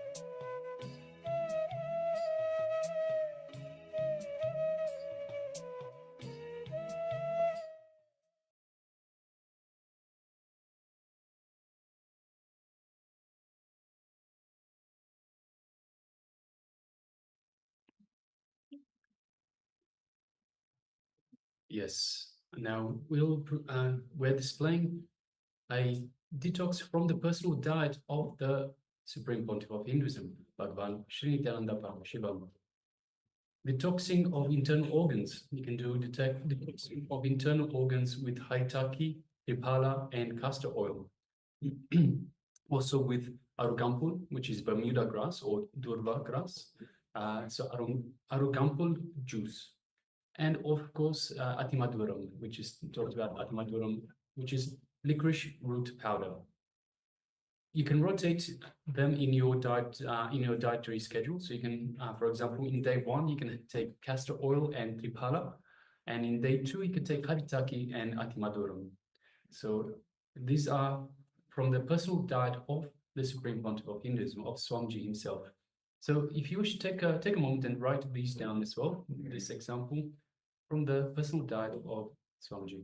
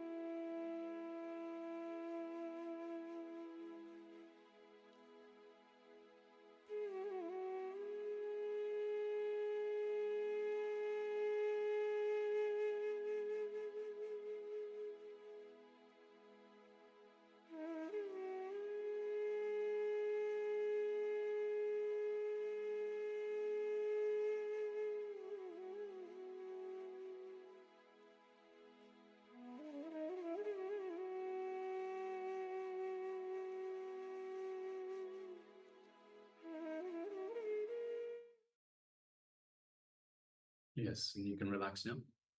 So I hope you've had a chance to write this down. So these are important for your healthy sleeping. And of course, this is also detox that we gave as an example from the very diet of the Supreme Pontiff of Hinduism. All right. And by the way, if you have any further questions, any questions with regards to these, please let us know in the chat. We're only too happy to respond to you. Yes. So now we'll be entering into the chant which Swamiji had actually before bowing down to all the masters, he chanted these mantra. We'll be having this opportunity to chant this mantra to invoke the masters. Swami says that the moment you invoke the presence, when you remember the master, it's not just remembrance, you invoke their presence.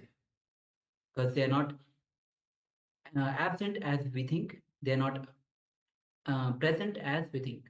So this following chant is from the Jain Sutras of the enlightened masters called Mahavira. Enlightened master called Mahavira. The 5 salutations to all Arihantas. The one that are victorious all over their inner worlds. So the chant itself is Namo Arihantanam, which means I bow down to enlightened souls. Namo Siddhanam, which means I bow down to the liberated souls. Namo Ariyanam, which means I bow down to religious leaders. Namo Ujjayanam, I bow down to religious teachers. Namo Loye Savya Sahunam, I bow down to all monks of the world. Esha Panchana Monkaro, these 5 salutations are capable of Swa Pashpa or Panashanu, which means destroying all the sins, and this is Mangalancha Salvation, the first happiness among all forms. Padhamam Havai Mangalam, of happiness.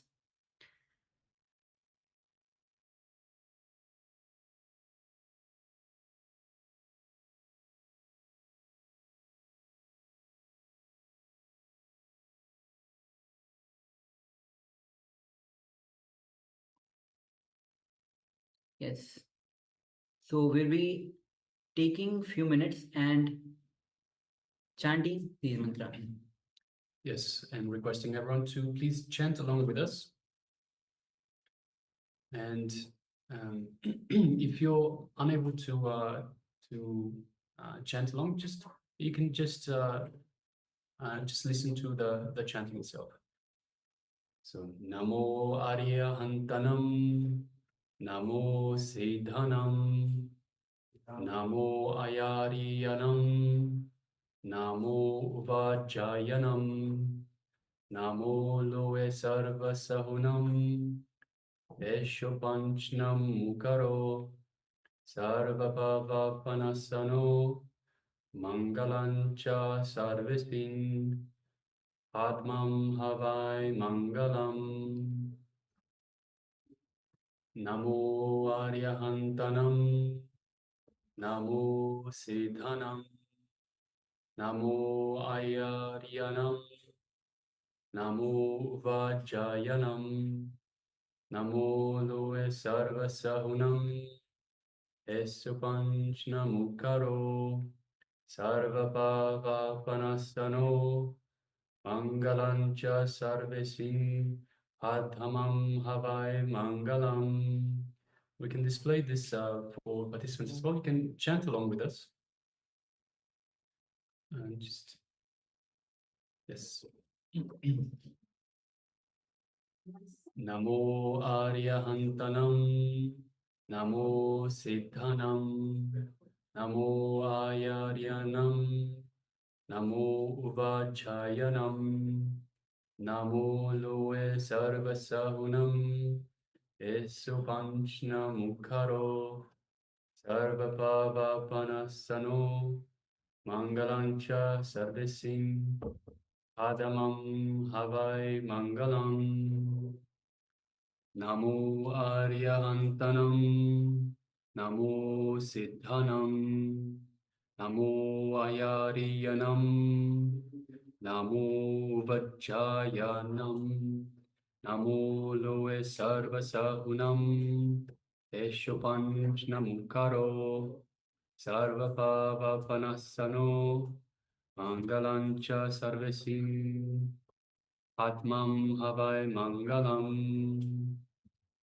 Namo Aryahantanam, Namo Siddhanam, Namo Ayariyanam, Namo Uvajayanam, Namo Loe Sarvasahunam, Eshupanchna Mukaro, Sarvapavapanasano, Mangalancha Sarvesim, Athamam Havai Mangalam.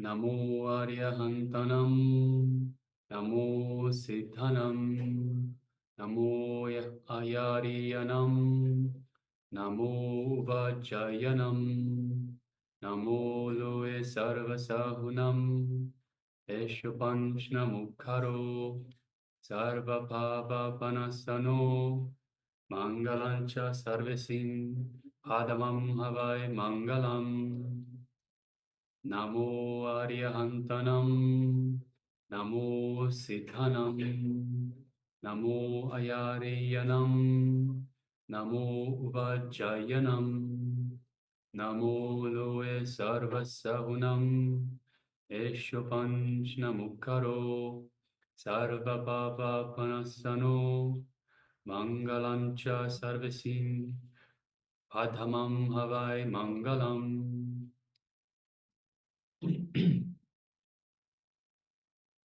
All right. So by chanting this mantra, we invoke the Arihantas. So we just spoke about the Arihantas, the enlightened masters that not just are enlightened, but radiate the very enlightenment itself.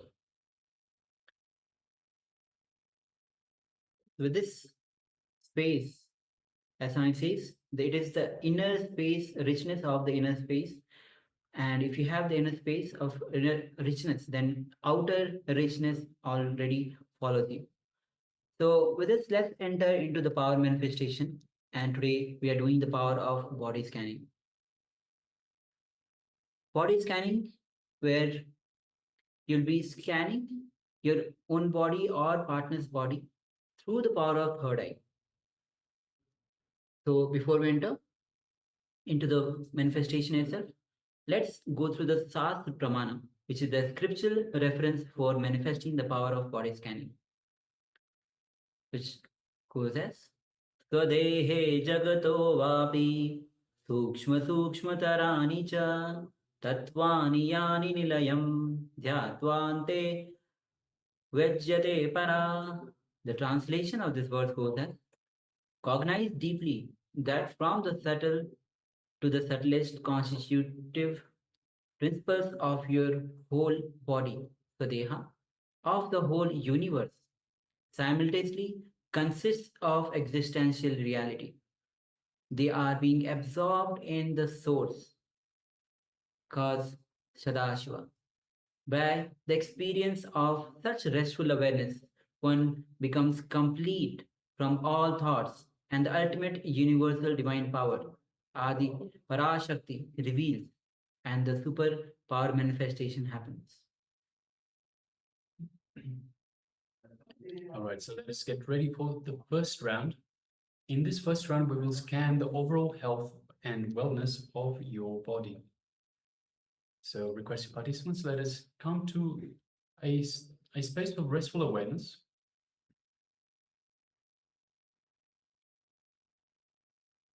So we will scan the health and wellness of your body.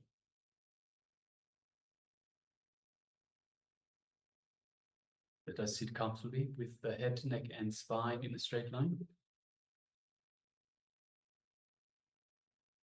You can close your eyes if you wish. You don't have to, but you can close your eyes if you wish. And let us once again invoke Swamiji in our inner space. In the same way, we invoke the Arihantas just by remembrance. Swamiji is available for us. So just remembering Swamiji in your inner space invokes Swamiji in your very inner space, the area just below your heart center.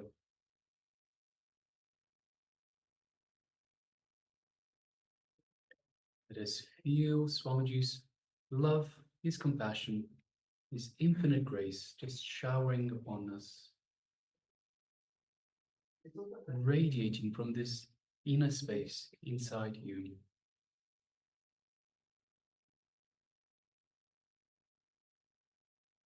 Feel Swamiji's energy just flowing throughout your entire body, reaching out to every cell in your body, every one of the trillions of cells we have in our bodies. Every one being flooded with this superconscious energy. Just take a moment and feel that energy. Feel that superconscious energy.